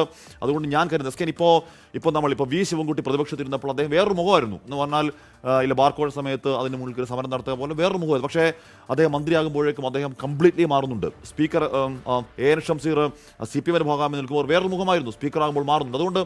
അതുകൊണ്ട് നമ്മൾ റോൾ ഷിഫ്റ്റ് ചെയ്യുമ്പോൾ ആൾക്കാർ മാറാം. അതുകൊണ്ട് പിണറായി വിജയൻ ഈ പറഞ്ഞ ആരോഗ്യ പ്രശ്നങ്ങളൊക്കെ ഉണ്ട് അവിടെ നിൽക്കുമ്പോൾ തന്നെ അദ്ദേഹം ഈ പറഞ്ഞ പ്രത്യേക കാലഘട്ടത്തിൽ അവിടെ പ്രതിപക്ഷത്തിൻ്റെ മുഖമായി അവിടെ നിൽക്കേണ്ട ആവശ്യകത സഭയ്ക്കകത്തുണ്ട് എന്നാണ് എൻ്റെ ധാരണ. അദ്ദേഹം അതിന് തയ്യാറാവും എന്ന് തന്നെ കരുതുന്നു. എനിക്ക് ഈ കേരളത്തിന്റെ പ്രതിപക്ഷ നേതാവ് ആരാകും എന്നത്, കേരളത്തിന്റെ മുഖ്യമന്ത്രി ആരാകും എന്നതുപോലെ തന്നെ ആകാംക്ഷ ഉണർത്തുന്ന ഒരു ചോദ്യമായി നമ്മുടെ മുന്നിൽ നിൽക്കുന്നുണ്ട്. പക്ഷേ ഈ പ്രതിപക്ഷ നേതൃസ്ഥാനത്തെക്കുറിച്ച് മാത്രമല്ല, CPM എന്ന പാർട്ടി ഘടനയിൽ ഈ തെരഞ്ഞെടുപ്പിന്റെ ആഘാതം ത്തിൻ്റെ ഭാഗമായി എന്ത് മാറ്റമാണ് വരാൻ പോകുന്നത് എന്നതുകൂടി ചർച്ച ചെയ്ത് അതിൻ്റെ ഭാഗമായി വേണം പ്രതിപക്ഷ നേതാവിനെ കുറിച്ച് ആലോചിക്കാൻ എന്നതാണ് എൻ്റെ അഭിപ്രായം. കാരണം ഈ പാർട്ടിയിൽ ആഴത്തിലുള്ള പരിശോധന ആവശ്യമാണെന്ന് CPM-ന്റെ സംസ്ഥാന സെക്രട്ടറി MV ഗോവിന്ദൻ പറഞ്ഞു കഴിഞ്ഞു. ഇത് ഒരു ഭരണവിരുദ്ധ വികാരമായിരുന്നോ അതോ പിണറായി വിജയൻ വിരുദ്ധ വികാരമായിരുന്നോ ഈ തെരഞ്ഞെടുപ്പ് ജനവിധിയിൽ അലയടിച്ചത് എന്ന കാര്യത്തിൽ ഒരു കൃത്യതയുള്ള ഒരു ഉത്തരം ഇതുവരെ CPM-ന്റെ നേതാക്കൾ പറഞ്ഞിട്ടില്ല. ഇപ്പോൾ MA ബേബി CPM-ന്റെ അഖിലേന്ത്യാ ജനറൽ സെക്രട്ടറിയോട് ചോദിച്ചപ്പോൾ അദ്ദേഹം ഒരു ഭരണവിരുദ്ധ വികാരം ഉള്ളതായി പറഞ്ഞില്ല. പല കാര്യങ്ങളും പരിശോധിക്കണം, നേതൃത്വത്തിന്റെ നിലപാടുകൾ ഉൾപ്പെടെ പരിശോധിക്കണം എന്നാണ് അദ്ദേഹം പറഞ്ഞത്. അതിൽ മാധ്യമപ്രവർത്തകർ ഒരു ചോദ്യം അദ്ദേഹത്തോട് ചോദിച്ചു, സ്ഥാനാർത്ഥി മോഹം ആളുകളിൽ കൂടി വരുന്നത്, സ്ഥാനാർത്ഥികളുടെ ഈ നേതൃതലത്തിലുള്ളവരുടെ ഭാര്യമാരെ സ്ഥാനാർത്ഥിയാക്കുന്നത് ഉൾപ്പെടെയുള്ള കാര്യങ്ങൾ പരിശോധിക്കപ്പെടേണ്ടതല്ലേ എന്ന് ചോദിച്ചപ്പോൾ നേതൃത്വവുമായി ബന്ധപ്പെട്ട് ഉയർന്നു വന്നിരിക്കുന്ന എല്ലാ ആരോപണങ്ങളും പരിശോധിക്കണം എന്നാണ് അദ്ദേഹം പറഞ്ഞത്. MV ഗോവിന്ദൻ മാസ്റ്റർ ഇന്ന് കഴിഞ്ഞ ദിവസം പ്രതികരിച്ചപ്പോൾ അദ്ദേഹം പറഞ്ഞത് വിമതരായി ഈ പാർട്ടിയിൽ നിന്ന് വിട്ടുപോയവരുടെ പ്രശ്നങ്ങൾ കൂടി പരിശോധിക്കണമെന്നാണ്. അപ്പോൾ ആഴത്തിലുള്ള ഒരു പരിശോധന വേണം എന്ന് ഗോവിന്ദൻ മാസ്റ്റർ പറയുന്നുണ്ട്. കാരണം തളിപ്പറമ്പിൽ ഗോവിന്ദൻ മാസ്റ്റർ മത്സരിച്ച് വലിയ ഭൂരിപക്ഷത്തിൽ ജയിച്ച സ്ഥലത്ത് മറ്റൊരു ഗോവിന്ദൻ, അതായത് TK ഗോവിന്ദൻ ആ പാർട്ടിയിൽ നിന്ന് പുറത്തുപോയി അദ്ദേഹത്തിൻ്റെ ഭാര്യയെ, ഗോവിന്ദ മാസ്റ്ററുടെ ഭാര്യയെ പരാജയപ്പെടുത്തിയ സാഹചര്യം, ഈ പ്രശ്നങ്ങളൊക്കെ CPM സംസ്ഥാന സെക്രട്ടറി നില അദ്ദേഹത്തിന് നേരെയും വിരൽ ചൂണ്ടുന്നത്. അപ്പോൾ പാർട്ടിക്കകത്ത് തന്നെ സംഘടനാ തലത്തിൽ തന്നെ വലിയ ഒരു അഴിച്ചുപണിയോ അല്ലെങ്കിൽ ഇതിൻ്റെ നേതൃമാറ്റത്തെക്കുറിച്ചൊക്കെ ആലോചിക്കേണ്ടുന്ന ഒരു സന്ദിഗ്ധ ഘട്ടത്തിലാണ് ഇന്ന് ഇടതു പാർട്ടികൾ വന്നു നിൽക്കുന്നത്. അതേ പ്രശ്നം CPM അഭിമുഖീകരിക്കുന്നുണ്ട്. ബിനോയ് വിശ്വത്തിനെതിരായിട്ടുള്ള അപസ്വരങ്ങൾ ഇതിനോടകം തന്നെ പാർട്ടിക്കകത്തുനിന്ന് ഉയർന്നു കഴിഞ്ഞിട്ടുണ്ട്. അപ്പോൾ ഇനി പ്രശ്നം എന്താണ്? ഈ പാർട്ടിയെ നയിക്കുന്നത് കണ്ണൂർ ശൈലിയായിരിക്കുമോ അതോ അത് തെക്കൻ ശൈലിയായിരിക്കുമോ എന്നുള്ളതാണ്. CPM-ന്റെ അഖിലേന്ത്യാ ജനറൽ സെക്രട്ടറി MA ബേബി വന്നപ്പോൾ അദ്ദേഹത്തിൻ്റെ ശൈലി മറ്റൊന്നാണ്. പക്ഷേ CPM എന്ന സംഘടനയെ കേരളത്തിൽ നയിച്ചുകൊണ്ടിരുന്ന കണ്ണൂരിൽ നിന്നുള്ളവരുടെ ശൈലി വേറൊന്നാണ്. ഇനി ദിലീപും ഹാഷ്മിയും ഒക്കെ പറഞ്ഞതുപോലെ പ്രതിപക്ഷ നേതൃസ്ഥാനത്ത് നിൽക്കുമ്പോൾ അത് വളരെ ഉത്തരവാദിത്വം നിറഞ്ഞതാണെന്നത് മാത്രമല്ല വലിയ മൂർച്ച കൂടിയ ആയുധങ്ങൾ ഉപയോഗിച്ച് പോരാടേണ്ടുന്ന ഒരു പദവി കൂടിയാണ്. പിണറായി വിജയൻ മുഖ്യമന്ത്രി എന്ന നിലയിൽ അല്ലെങ്കിൽ ഇടതുമുന്നണിയിലെ അംഗങ്ങൾ അവിടെ നിന്ന് ഇറങ്ങി പോകുമ്പോൾ തിരിച്ചു വരുന്ന നിയമസഭയല്ല ഇനി കാണാൻ പോകുന്നത്. കാരണം അവിടെ 3 BJP അംഗങ്ങൾ കൂടിയുള്ള നിയമസഭ നിയമസഭയിലേക്കാണ് ഇവർ പ്രതിപക്ഷത്ത് ഇരിക്കാൻ പോകുന്നത്. അപ്പോൾ എങ്ങനെയായിരിക്കണം കേരളത്തിന്റെ രാഷ്ട്രീയ പോരാട്ടം കൊണ്ടുപോകേണ്ടതും, ഏതൊക്കെ വിഷയങ്ങളിലാണ് ക്രിയാത്മകമായും അത് അതിന്റെ രാഷ്ട്രീയ മാനങ്ങൾ മുൻനിർത്തിയും പോരാടേണ്ടത്, അതിന് എത്രത്തോളം മൂർച്ചയോടുകൂടി പോരാടാൻ കഴിയും തുടങ്ങിയുള്ള ചോദ്യങ്ങളുണ്ട്. ശാരീരിക അവശതകൾ അടക്കമുള്ള ആരോഗ്യ പ്രശ്നങ്ങൾ അടക്കമുള്ള കാര്യങ്ങൾ കൂടി പരിഗണിച്ചായിരിക്കും ഈ പ്രതിപക്ഷ നേതൃസ്ഥാനത്തേക്ക് പിണറായി വിജയൻ വരുമോ ഇല്ലയോ എന്ന കാര്യം ഇനി തീരുമാനിക്കാൻ പോകുന്നത്. അങ്ങനെ അല്ലെങ്കിൽ, കാരണം പോളിറ്റ് ബ്യൂറോ അംഗം പിണറായി ഉൾപ്പെടെ 4 പേര്, 4 കേന്ദ്ര കമ്മിറ്റി അംഗങ്ങൾ ഉൾപ്പെടെയുള്ളവർ ഈ തെരഞ്ഞെടുപ്പിൽ മത്സരിക്കാനുണ്ടായിരുന്നു. അതിലെ സെക്രട്ടേറിയറ്റ് അംഗങ്ങളായി ഇപ്പോൾ K Shailaja, P Rajeev, T Ramakrishnan, VN Vasavan, K Chandran എല്ലാവരും തോറ്റു. പിന്നെയുള്ള ഒരു ഓപ്ഷൻ എന്ന് പറയുന്നത് ഒന്നെങ്കിൽ പിണറായി വിജയൻ അല്ലെങ്കിൽ KN ബാലഗോപാൽ എന്നതാണ്. അതിൽ പിണറായി വിജയന്റെ ശൈലിയാണോ ഇനി ഈ കേരളത്തിലെ പ്രതിപക്ഷത്തിന് വരാൻ പോകുന്നത്, അതോ KN ബാലഗോപാലിന്റെ ശൈലിയാണോ? ഈ രണ്ട് ശൈലിയാണ്. ആ ശൈലിയിൽ ഏതാണ് വരാൻ പോകുന്നതെന്ന് നമുക്ക് കാത്തിരുന്ന് കാണാം. ഇന്ന് ദീപ്തി മേരി വർഗീസിനോട് മാധ്യമപ്രവർത്തകർ ആരായിരിക്കും മുഖ്യമന്ത്രി എന്ന് ചോദിച്ചപ്പോൾ ദീപ്തി മേരി വർഗീസ് ചോദിച്ചൊരു ചോദ്യം, നിങ്ങൾ പറയൂ പ്രതിപക്ഷ നേതാവ് പിണറായി വിജയൻ ആയിരിക്കുമോ അതോ മുഹമ്മദ് റിയാസ് ആയിരിക്കുമോ എന്നാണ്. അപ്പോൾ തിരിച്ച് ഒരു ചോദ്യം അവർ ഇങ്ങോട്ട് ചോദിച്ചിട്ടുണ്ട്. അപ്പോൾ ഞാൻ പറയുന്നത്, ഇത് നിശ്ചയിക്കപ്പെടുന്നത് പാർട്ടിയുടെ മുഴുവൻ സംവിധാനങ്ങൾ അത് എങ്ങനെ പോകണം എന്നതിനെ കൂടി ആശ്രയിച്ചായിരിക്കും. പിണറായി വിജയൻ പ്രതിപക്ഷ നേതൃസ്ഥാനത്തേക്ക് വരുന്ന സാധ്യതയെ തള്ളിക്കളയാൻ കഴിയില്ല. ദീപ്തി നമ്മൾ ഗസ്റ്റിനെ വിളിക്കാൻ വേണ്ടി ദീപ്തിയാണല്ലോ വിളിക്കുക. അപ്പോൾ കോൺഗ്രസ് ഗസ്റ്റിനെ ചോദിക്കും, അപ്പോൾ ചോദിക്കും CPM ആരാ തരുന്നേ? ഞാൻ അതെന്താ ചോദിക്കുന്നത്? അപ്പോൾ CPM ഗസ്റ്റ് ആരാ, അത് നോക്കിയിട്ട് കോൺഗ്രസ് ഗസ്റ്റിനെ തരാം എന്ന് പറയുന്ന ശീലത്തിൽ പറഞ്ഞായിരിക്കണം. അല്ല, ചോദ്യത്തിന് മറുചോദ്യം, അതും ഒരു ചോദ്യം തന്നെയാണ്. അസിത സഹീർ. SK, ഞാൻ കരുതുന്നത് ഇവിടെ ഇപ്പോൾ കോൺഗ്രസിൽ മുഖ്യമന്ത്രി ആര് അല്ലെങ്കിൽ UDF മുഖ്യമന്ത്രി ആര് എന്ന് തീരുമാനിക്കുന്നത് പോലെ അല്ലല്ലോ എല്ലാ കാലവും CPM-ൽ ഇടത് പാർട്ടികളിൽ മുഖ്യമന്ത്രി ആയിക്കോട്ടെ ഈ നേതൃസ്ഥാനത്തേക്ക് വരേണ്ട ആളുകളെയൊന്നും തീരുമാനിക്കുന്നത്. അത് പൂർണ്ണമായും സംഘടനാ സംവിധാനത്തിന്റെ തന്നെ അടിസ്ഥാനത്തിലാണ്. പക്ഷെ ഞാൻ കാണുന്നത് ഒരു മുഖ്യമന്ത്രി ആയിരിക്കുക എന്നുള്ളത് അതൊരു മുഖ്യമന്ത്രി സ്ഥാനത്തിരിക്കുന്ന ഒരാൾക്ക് ഡിപ്ലോമസിയാണ് വേണ്ടതെങ്കിൽ പ്രതിപക്ഷത്തെ നയിക്കേണ്ട ആൾക്ക് വേണ്ടത് ലീഡർഷിപ്പ് ക്വാളിറ്റിയാണ്. അപ്പോൾ അങ്ങനെ ഒരു ലീഡർഷിപ്പ് ക്വാളിറ്റി ഇല്ലാത്തൊരാൾ പ്രതിപക്ഷ നേതൃസ്ഥാനത്തേക്ക് വരികയാണെങ്കിൽ ആ സംവിധാനത്തെ എങ്ങനെ ഒരുമിച്ച് കൊണ്ടുപോകാനാകും എന്നത് ഏറ്റവും പ്രധാനപ്പെട്ട ഒരു കാര്യമാണ്. അപ്പോൾ അങ്ങനെ ആ നിലയിൽ ലീഡർഷിപ്പ് ക്വാളിറ്റി, നയിക്കാനുള്ള ക്വാളിറ്റി, ഇപ്പോൾ ചിലപ്പോൾ ആ സ്ഥാനത്തേക്ക് വരുമ്പോൾ ഒരാൾ അതുവരെ ഉണ്ടായിരുന്ന ശൈലി മാറി അല്പം കൂടി അഗ്രസീവായി എല്ലാവരെയും ചേർത്ത് നിർത്തുന്ന ഇടപെടൽ നടത്താൻ കഴിയുന്ന നിലയിലേക്ക് മാറുമായിരിക്കും, അതറിയില്ല. പക്ഷേ എങ്കിൽ പോലും ആ സ്ഥാനത്തേക്ക് ഒരാളെ പരിഗണിക്കുമ്പോൾ തന്നെ ഇപ്പോൾ നിലവിൽ പ്രത്യേകിച്ചും എന്താണ് അവസ്ഥ? പൊതുവിൽ CPIM ഇടതുപക്ഷം വലിയ നിലയിലുള്ള പരാജയം ഏറ്റുവാങ്ങി തിരിച്ചടി നേരിട്ടു, മുന്നോട്ട് വെച്ച നയങ്ങളിലടക്കം തെറ്റായ സമീപനം ഉണ്ടായി എന്നുള്ളൊരു വിലയിരുത്തൽ കൂടി നിൽക്കുന്ന ഒരു സമയത്ത് അതിൽ നിന്നാണല്ലോ ഈ ഇടത് ഹാൻഡിലുകളിൽ നിന്ന് പോലും വലിയ വിമർശനങ്ങൾ ഉയരുകയും പല തെറ്റായ പ്രവണതകൾ കഴിഞ്ഞ കാലങ്ങളിൽ ഉണ്ടായി എന്ന് വിലയിരുത്തലുകൾ വരികയും ചെയ്തത്. അപ്പോൾ ആ സമയത്ത് കൂടിയാണ് പ്രതിപക്ഷത്തെ ആര് നയിക്കുമെന്നൊരു സുപ്രധാനമായ തീരുമാനം ഇടതുപക്ഷത്തു നിന്നും CPIM-ൽ നിന്നും വരാൻ പോകുന്നത്. അപ്പോൾ ആ തീരുമാനത്തിന് തന്നെ ഇപ്പോൾ ഏതെങ്കിലുമൊക്കെ നിലയിൽ അഭിപ്രായ ഭിന്നതകളോ ആശങ്കകളോ ആകുലതകളോ ഉള്ള ഈ അണികളെ സംഘടിപ്പിച്ച് നിർത്തുക, ചേർത്ത് നിർത്തുക എന്നൊരു വലിയ ഉത്തരവാദിത്തം ആരാണ് പ്രതിപക്ഷ നേതാവ് എന്ന തീരുമാനത്തിന് തന്നെയുണ്ട്. അപ്പോൾ അത്രയും പ്രസക്തമായ ഒരു കാര്യമാണ് അതാണ് എന്നുള്ളതാണ് ഞാൻ കരുതുന്നത്. അപ്പോൾ അങ്ങനെ ഒരാൾ തന്നെ വരികയും വേണം. അതിലിപ്പോൾ പറഞ്ഞു കേൾക്കുന്നത് പോലെ പിണറായി വിജയനാണോ KN ബാലഗോപാലാണോ? ഇവിടെ ഇപ്പോൾ എന്തായാലും ഓപ്ഷൻസ് പരിമിതമാണ്. ജയിച്ചു വന്നിട്ടുള്ള ആളുകൾ പരിമിതമായതുകൊണ്ട് തന്നെ ഓപ്ഷൻസ് പരിമിതമാണ്. അണികളെ ചേർത്ത് നിർത്താനുള്ള ഉത്തരവാദിത്തം പാർട്ടി സെക്രട്ടറിക്ക് ആവില്ലേ? ഞാൻ പറഞ്ഞു ഇപ്പം പ്രതിപക്ഷ പറഞ്ഞാൽ ഈ ചോയ്സ് കുറവാണ്. അല്ല, ഞാൻ പറയുന്നത് ഹാഷ്മി, അണികളെ ചേർത്ത് നിർത്തുക എന്നൊരർത്ഥം എന്ന് പറയുന്നാൽ ഈ വിഘടിച്ച് ഇപ്പോൾ ഇതിന് പിന്നാലെ എന്താണ് സംഭവിച്ചത്? സോഷ്യൽ മീഡിയ പേജുകളിലടക്കം വലിയ നിലയിൽ ഇപ്പോൾ മുൻകാലങ്ങളിലെ തീരുമാനങ്ങളിൽ തെറ്റ് ഉണ്ടായി, സമീപനങ്ങളിൽ തെറ്റുണ്ടായി എന്ന് ആളുകൾ ഇങ്ങനെ വിഘടിച്ച് നിൽക്കുന്ന ഒരു സാഹചര്യമാണ്. അപ്പോൾ ഇനി ആദ്യം മുതൽ പുതുതായി ഒരു ഉടച്ചുവാർക്കൽ ഉണ്ടാകേണ്ടിയിരിക്കുന്നു. അതിൽ ഇപ്പോൾ സംഘടനാ സംവിധാനത്തിൽ വരാൻ പോകുന്ന മാറ്റം അത് ഉണ്ടാകില്ല, അടുത്ത കാലത്ത് ഉണ്ടാകില്ല. ഞാൻ പറഞ്ഞ അത് പാർട്ടി ഉത്തരവാദിത്തമല്ലേ. ഇപ്പം നമ്മൾ LOP-യിലേക്ക് വരുമ്പോഴേക്കും സംഭവിക്കുന്നത് അവിടെ ചോയ്സ് കുറവാണ്. ആകെ ഉള്ളത് ബാലഗോപാൽ, റിയാസ്, സജി ചെറിയാനൊക്കെയാണുള്ളത്. അതെ, ആ ചോയ്സ് കുറവാണ്. അപ്പോൾ ആ ചോയ്സിൽ നിന്ന് ആരെ തീരുമാനിക്കുന്നു എന്നുള്ളത് ഏറ്റവും പ്രധാനമാണ് എന്നുള്ളത് തന്നെയാണ് ഞാനും പറയുന്നത്. അപ്പോൾ അത് ഒരു പുത്തൻ ഉണർവ് നൽകാൻ ആദ്യം ആ തീരുമാനത്തിന് കഴിയണം എന്ന് തന്നെയാണ് ഞാൻ കരുതുന്നത്. ഇപ്പോൾ സംഘടനാ സംവിധാനത്തിലടക്കം മാറ്റം ഉണ്ടാകുമെന്ന് പറഞ്ഞു കേൾക്കുന്നുണ്ട്. പക്ഷെ അത് അത്ര എളുപ്പമല്ല. ഈ സമ്മേളനങ്ങളിലൂടെ അങ്ങനെ ഒരു വലിയ പ്രോസസ്സിലൂടെയാണ് അത് കടന്നു പോകേണ്ടത്. അല്ലെങ്കിൽ അങ്ങനെ അല്ലാത്തൊരു സാഹചര്യം അവിടെ ഉണ്ടാകണം. അതിപ്പോൾ പെട്ടെന്ന് അങ്ങനെ ഒരു തീരുമാനത്തിലേക്ക് പോകുമെന്ന് ഞാൻ കരുതുന്നുമില്ല. അപ്പോൾ ഇപ്പോൾ നിലവിലുണ്ടായിട്ടുള്ള ആശങ്കകളെ അല്ലെങ്കിൽ ആശയക്കുഴപ്പങ്ങളെ പരിഗണിക്കുക എന്നൊരു വലിയ ഉത്തരവാദിത്തം ഈ പ്രതിപക്ഷത്തെ ആര് നയിക്കും എന്നുള്ളൊരു തീരുമാനത്തിനുണ്ട്. അപ്പോൾ അതിന്റെ അടിസ്ഥാനത്തിൽ തന്നെയായിരിക്കണം ആ തീരുമാനം എടുക്കാൻ പോകുന്നതെന്ന് ഞാൻ കരുതുന്നു. അങ്ങനെയാണെങ്കിൽ അതിന് ഏറ്റവും യോഗ്യനായ പിണറായി വിജയൻ തന്നെയാണ്. ഇനി മറ്റൊരു മെസ്സേജ് കൂടി ഉണ്ട് അതിന്. അതായത് ഇപ്പോൾ പിണറായി വിജയന്റെ നേതൃത്വത്തിൽ മാത്രം തെരഞ്ഞെടുപ്പിനെ നേരിട്ടു, അതുകൊണ്ടാണ് ഇത്ര വലിയൊരു പരാജയം ഏറ്റുവാങ്ങിയത് എന്നൊക്കെയുള്ള വിലയിരുത്തലുകൾ കൂടിയുണ്ടല്ലോ. അപ്പോൾ അടുത്ത മുഖ്യമന്ത്രി ആരാകുമെന്നതിൽ പിണറായി വിജയൻ എന്നത് മാത്രമായിരുന്നു എല്ലാവരും പറഞ്ഞു കേട്ട അഭിപ്രായം. മുഖ്യമന്ത്രിയാകുക എന്നുള്ളത് മാത്രമാണോ ഒരു ഇടതുപക്ഷ പ്രസ്ഥാനത്തിനെ സംബന്ധിച്ചിടത്തോളം അവർ പാർലമെന്ററി സംവിധാനത്തെ കാണുന്നത് എന്നൊരു ചോദ്യം കൂടിയുണ്ട്. അപ്പോൾ മാറി നിന്നാൽ പ്രതിപക്ഷ നേതൃസ്ഥാനം എന്നത് ആ നിലയിൽ മാറ്റി നിർത്തപ്പെടേണ്ട ഒരു പദവിയാണോ എന്നുള്ള ചോദ്യം സ്വാഭാവികമായും അവിടെ ഉയർന്നു വരും. അപ്പോൾ അതിനെയൊക്കെ അഡ്രസ്സ് ചെയ്യേണ്ട ഉത്തരവാദിത്വം കൂടിയുണ്ട്. അങ്ങനെ ഒരു തീരുമാനം തീരുമാനത്തിലേക്ക് തന്നെ അവർ പോകണം എന്നുള്ളതാണ് ഞാൻ കരുതുന്നത്. കനത്ത പരാജയത്തിന് പിന്നാലെ CPM-നെ പരോക്ഷമായി വിമർശിച്ച VS അച്യുതാനന്ദന്റെ മകൻ V അരുൺകുമാർ രംഗത്ത് വന്നു. പാർട്ടി അതിന്റെ വേരുകളിലേക്ക് തിരിച്ചു പോകേണ്ട സമയം അതിക്രമിച്ചു കഴിഞ്ഞു. സാധാരണക്കാരന്റെ നീതിക്കായും അഴിമതിക്കെതിരെയുള്ള പോരാട്ടങ്ങളിലേക്കും പാർട്ടി മടങ്ങിപ്പോകണം. ആദർശങ്ങളിൽ നിന്നുള്ള നേരിയ വ്യതിചലനം പോലും ജനങ്ങൾ ഗൗരവമായി കാണും. ജനഹിതം ശരിയുടെ പക്ഷത്തെന്നും V അരുൺകുമാറിന്റെ Facebook post. S Vineesh Kumar തിരുവനന്തപുരത്ത് നിന്ന് ചേരുന്നു. പറയൂ വിനീഷ്.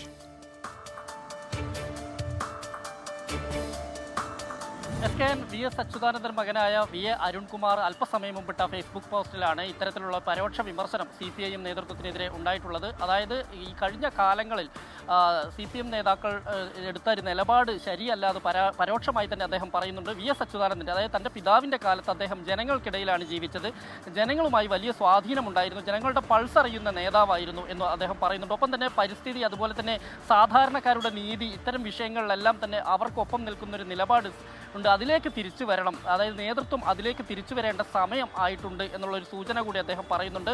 ഒപ്പം തന്നെ ജനഹിതം എപ്പോഴും നീതിയുടെ പക്ഷത്തായിരിക്കും എന്ന് വളരെ കൃത്യമായി തന്നെ അദ്ദേഹം ഓർമ്മിപ്പിക്കുന്നുണ്ട്.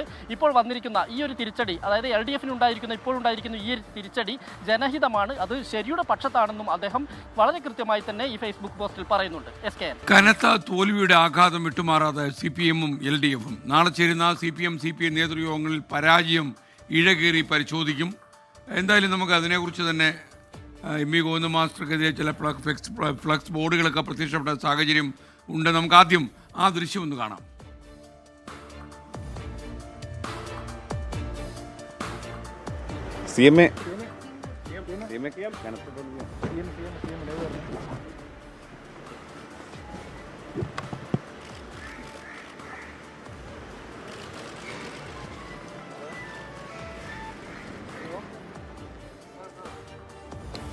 ഇപ്പോൾ ഇന്ന് P ജയരാജൻ ഇട്ട പോസ്റ്റാണ് ഇപ്പോൾ പ്രിയപ്പെട്ട പ്രേക്ഷകർ കാണുന്നത്.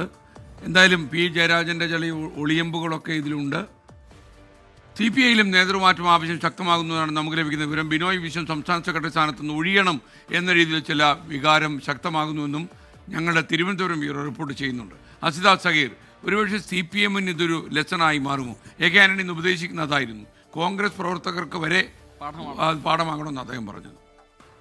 SKN തീർച്ചയായും. എന്തായാലും എനിക്ക് തോന്നുന്നത് ഈ തോൽവിയുമായി ബന്ധപ്പെട്ട് ഇത് അപ്രതീക്ഷിതമായിരുന്നു എന്നതിൽ തർക്കമില്ല. ഇപ്പോൾ സർക്കാരിന്റെ പ്രവർത്തനങ്ങൾ മാത്രം വിലയിരുത്തിയായിരുന്നെങ്കിൽ ഇത്ര വലിയൊരു തോൽവി ഏറ്റുവാങ്ങുമായിരുന്നോ എന്നതിലും എനിക്ക് വ്യത്യസ്ത അഭിപ്രായമുണ്ട്. അപ്പോൾ സർക്കാരിനെ മാത്രം വിലയിരുത്തിയാണെങ്കിൽ ഈ തോൽവി അത് ഈ ആഴത്തിൽ ഉണ്ടാകേണ്ടതായിരുന്നു എന്നും തോന്നുന്നില്ല. അപ്പോൾ ഇതിന് മറ്റെന്തൊക്കെയോ കാരണങ്ങളുണ്ട്.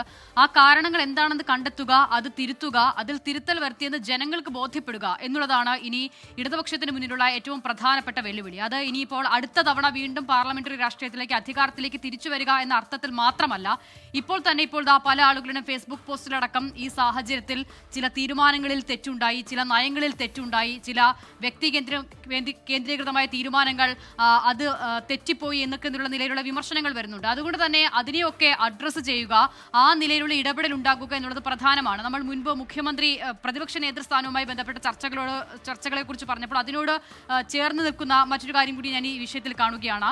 അടിയന്തരമായി തന്നെ ഒരു ഉണർവുണ്ടാകുക എന്നുള്ളത് ഏറ്റവും പ്രധാനപ്പെട്ട കാര്യമാണ്. അത് പ്രതിപക്ഷ നേതൃസ്ഥാനത്തിലായിക്കോട്ടെ, സംഘടനാ സംവിധാനത്തിലായിക്കോട്ടെ, എല്ലാ നിലയിലും. പക്ഷേ സംഘടനാ തലത്തിൽ അത്ര പെട്ടെന്നൊരു തീരുമാനത്തിലേക്ക് എത്തും എന്ന് ഞാൻ കരുതുന്നില്ല. അതിൻ്റെ ഒരു രീതി അതല്ല.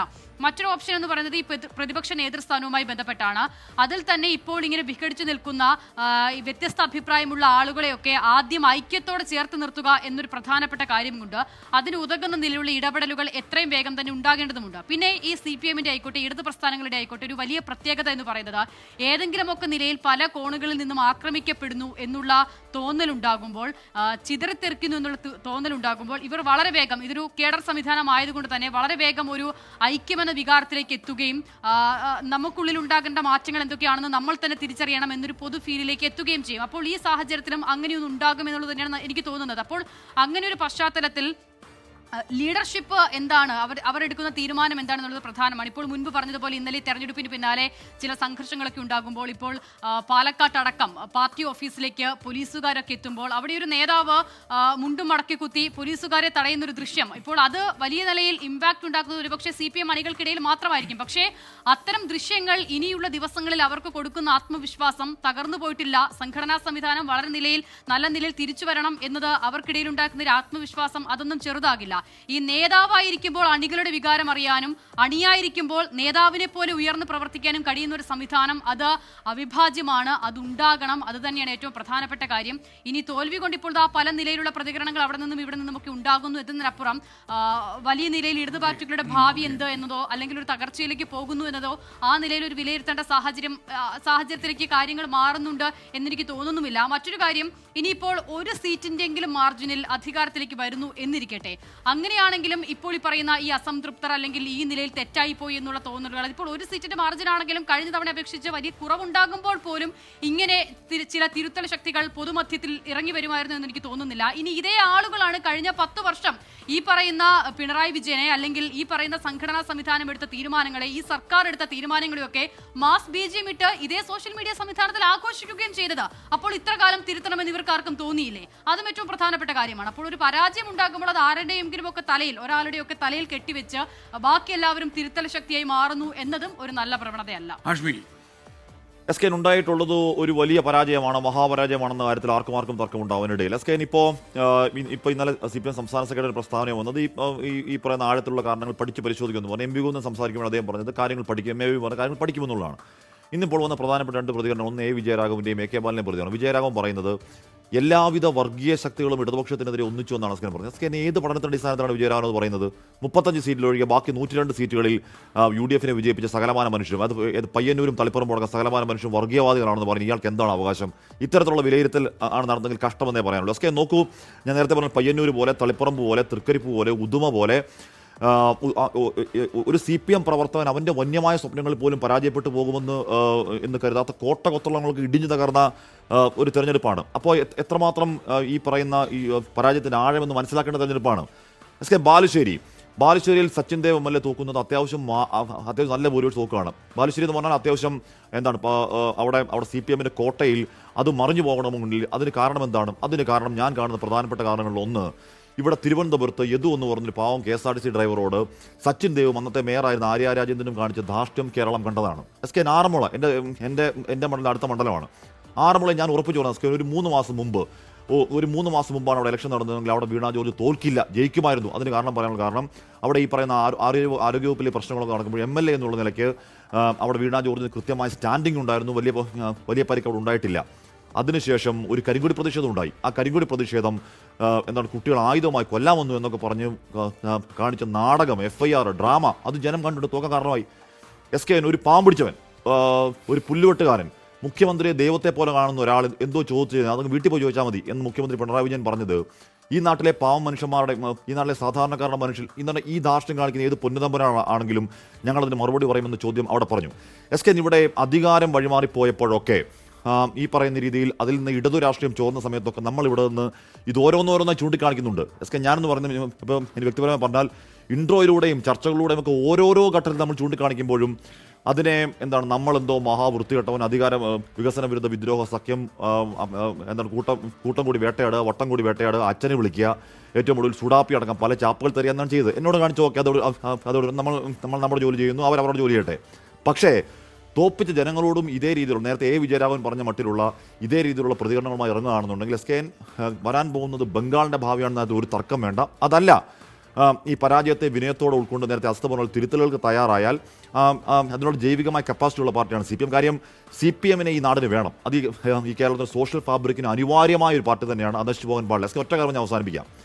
SKNോട് വെള്ളാപ്പള്ളി നടേശൻ ഇവിടെ LDF ഘടകകക്ഷിയെ പോലെ നടന്ന് പച്ച വർഗീയത പറഞ്ഞു. ഇവിടെ ആ വർഗീയ ധ്രുവീകരണം ഉണ്ടാക്കാനുള്ള നീക്കത്തിന് CPM ആശീർവാദം ഉണ്ടായിരുന്നതിന് ഒന്നല്ല പലതാണ് തെളിവുകൾ. SDPI പോലും സംഘടനയുടെ നേതാവ് വന്നിരുന്നു, ഞങ്ങൾ കാര്യം തീരുമാനിക്കുമെന്ന് ഇവിടെ പറഞ്ഞു. SKN ഇവിടെ ഒരു വെള്ളാപ്പള്ളി പറഞ്ഞാലും, ഒരു സുകുമാരൻ നായർ പറഞ്ഞാലും, ഒരു SDPI പറഞ്ഞാലും, ഒരു മെത്രാൻ പറഞ്ഞാലും, ഏതെങ്കിലും ഒരു ഉസ്താദ് പറഞ്ഞാലും പോയി പണി നോക്ക് എന്ന് കേരളം പറയുമെന്ന് ഇന്നലെ തെളിയിച്ച ആ കേരളത്തിന്, ജനാധിപത്യ കേരളത്തിന് അഭിവാദ്യങ്ങൾ. ഗോപികൃഷ്ണൻ, സി പി ഐയും ഇടതുപക്ഷ പാർട്ടികളും ഇതുവരെ ഇല്ലാത്ത തരത്തിലുള്ള ഒരു പരാജയം ഏറ്റുവാങ്ങിയിരിക്കുന്നു. 67 സീറ്റ് ഉണ്ടായിരുന്ന സി പി എമ്മിന് ഇത്തവണ കിട്ടിയത് 26 സീറ്റാണ്. 17 സീറ്റ് ഉണ്ടായിരുന്ന സി പി ഐക്ക് കിട്ടിയത് 8 സീറ്റാണ്. ഇതിനു മുൻപ് ചരിത്രത്തിൽ ഇതുപോലെ തകർന്നടിഞ്ഞ സാഹചര്യം സി പി എമ്മിനെ സംബന്ധിച്ച് ഉണ്ടായിട്ടുണ്ട്. അവർ 90 സീറ്റിൽ സി പി എം മത്സരിച്ചു. അവർ 26 സീറ്റിലേക്ക് ഒതുങ്ങി. 2001 അവർക്കത് 24 സീറ്റാണ് കിട്ടിയിരുന്നത്. അങ്ങനത്തെ അനുഭവങ്ങൾ ഉണ്ടായിട്ടുണ്ട്. ഞാൻ അസിത പറഞ്ഞ ഒരു കാര്യത്തിനോട് പൂർണ്ണമായി യോജിക്കുകയാണ്. കാരണം സി പി ഐ എം എന്ന ഇടതുപക്ഷ രാഷ്ട്രീയത്തിൻ്റെ ഈ പാർട്ടി സംവിധാനം ഇതിലും വലിയ പ്രതിസന്ധികൾ അഭിമുഖീകരിച്ചിട്ടുണ്ട്. തെറ്റുകൾ തിരുത്താൻ ശ്രമിച്ചിട്ടുണ്ട്. ആ തെറ്റ് തിരുത്തി വളരെ വേഗം തന്നെ ആ സംഘടനാ സംവിധാനം പഴയ പോലെ തന്നെ ശക്തമായി അത് വീണ്ടും ആ രൂപം പ്രാപിക്കുന്നത് നമ്മൾ കണ്ടിട്ടുണ്ട്. ഇടതുപക്ഷ രാഷ്ട്രീയത്തിനും ഇടതുപക്ഷ പ്രസ്ഥാനങ്ങൾക്കും കേരളത്തിൻ്റെ രാഷ്ട്രീയ ചരിത്രത്തിലും ഇനിയുള്ള കേരളത്തിൻ്റെ ഭാവി രാഷ്ട്രീയത്തിലും വലിയ രാഷ്ട്രീയ പങ്കാളിത്തമുണ്ട്, വലിയ ദൗത്യം നിർവഹിക്കാനുണ്ട്. ഈ കാര്യത്തിലൊന്നും തർക്കമില്ല. പക്ഷേ ഏത് തരത്തിലുള്ള തിരുത്തലിനാണ് ഇടതുപക്ഷ പ്രസ്ഥാനങ്ങൾ തയ്യാറാകുന്നത്? നേതൃത്വം ഈ തുടർഭരണത്തിൽ സംഭവിച്ച വീഴ്ചകളെ എങ്ങനെയാണ് നേതൃത്വം മനസ്സിലാക്കുക? ആഴത്തിലുള്ള പരിശോധന നടത്തും എന്നാണ് സി പി എമ്മിൻ്റെ സംസ്ഥാന സെക്രട്ടറി പറഞ്ഞത്. യഥാർത്ഥത്തിൽ ഈ തെരഞ്ഞെടുപ്പിൽ ഏറ്റ തിരിച്ചടിയെ ശരിയായ രീതിയിൽ മനസ്സിലാക്കാൻ നേതൃത്വത്തിന് സാധിക്കുമോ എന്ന അടിസ്ഥാന ചോദ്യം നമ്മുടെ മുന്നിൽ നിൽക്കണം. അവിടെയാണ് പയ്യന്നൂർ പോലെ ഒരു മണ്ഡലം, അതായത് ആ മണ്ഡലം രൂപീകരിച്ച ശേഷം ഒരിക്കൽ പോലും മറ്റ് ഏതെങ്കിലും ഒരു പാർട്ടിയുടെ സ്ഥാനാർത്ഥി വിജയിച്ചിട്ടില്ല. അവിടെയാണ് കുഞ്ഞികൃഷ്ണൻ എന്ന പാർട്ടിയിൽ നിന്ന് പോയ ഒരാൾ വിജയിച്ചിരിക്കുന്നത്. ഒരുപക്ഷെ ഈ തെരഞ്ഞെടുപ്പിലെ വിജയം നോക്കുമ്പോൾ ഏറ്റവും തിളക്കമാർന്ന വിജയം, ഏറ്റവും അപ്രതീക്ഷിതമായ വിജയം സംഭവിച്ചിരിക്കുന്ന പയ്യന്നൂരിലാണ്. അവിടെ കുഞ്ഞികൃഷ്ണൻ ഒരു പുസ്തകം എഴുതിയിട്ടുണ്ട്. അദ്ദേഹം തെരഞ്ഞെടുപ്പ് രംഗത്തേക്ക് ഇറങ്ങുന്നതിന് മുൻപ് ആ പുസ്തകത്തിൻ്റെ തലക്കെട്ട് നേതൃത്വത്തെ അണികൾ തിരുത്തണം എന്നായിരുന്നു. അങ്ങനെ നേതൃത്വത്തെ അണികൾ തിരുത്തി അല്ലെങ്കിൽ തിരുത്താൻ അണികൾ നേതൃത്വത്തിനൊരു താക്കീത് കൊടുത്തിരിക്കുന്നു എന്നതാണ് ഈ തെരഞ്ഞെടുപ്പ് ഫലം നൽകുന്ന ഏറ്റവും പ്രധാനപ്പെട്ട സൂചന. കാരണം ന്യൂനപക്ഷ വോട്ടുകളുടെ ഏകീകരണമൊക്കെ മറുഭാഗത്തുണ്ടായി എന്നൊക്കെ പറയുമ്പോൾ പാർട്ടിക്കാർ തന്നെ പാർട്ടിയുടെ കോട്ടകളിൽ പാർട്ടി സ്ഥാനാർത്ഥികളെ തോൽപ്പിച്ചു എന്നതാണ്. അപ്പോൾ അതിൻ്റെ ഗൗരവം എത്രത്തോളം സി പി എമ്മിൻ്റെ നേതൃത്വം മനസ്സിലാക്കുന്നുണ്ട്, എത്രത്തോളം അവർ മാറ്റത്തിന് തയ്യാറാകും, എത്രത്തോളം ഒരു ആത്മപരിശോധനയ്ക്ക് അവർ തയ്യാറാകും എന്നതിനെ കൂടി ആശ്രയിച്ചായിരിക്കും ഈ പാർട്ടിയുടെ പുനരുജ്ജീവനം സാധ്യമാവുക. ഇതിനു മുൻപും കണ്ടിട്ടുണ്ട്. ഇപ്പോൾ BJP 3 സീറ്റുകൾ BJPക്ക് കിട്ടി. ആ 3 സീറ്റും ഇടതുപക്ഷത്തിൻ്റെ സിറ്റിംഗ് സീറ്റുകളായിരുന്നത് നമ്മൾ ഓർക്കണം. അമ്പലപ്പുഴയിൽ G. സുധാകരൻ പാർട്ടി സംവിധാനം ശരിയായ ദിശയിലല്ല പോകുന്നതെന്ന് ചൂണ്ടിക്കാണിച്ച് ഇറങ്ങിപ്പോന്നപ്പോൾ 27,935 വോട്ടിന്റെ ഭൂരിപക്ഷത്തിനാണ് G. സുധാകരൻ ജയിച്ചത്.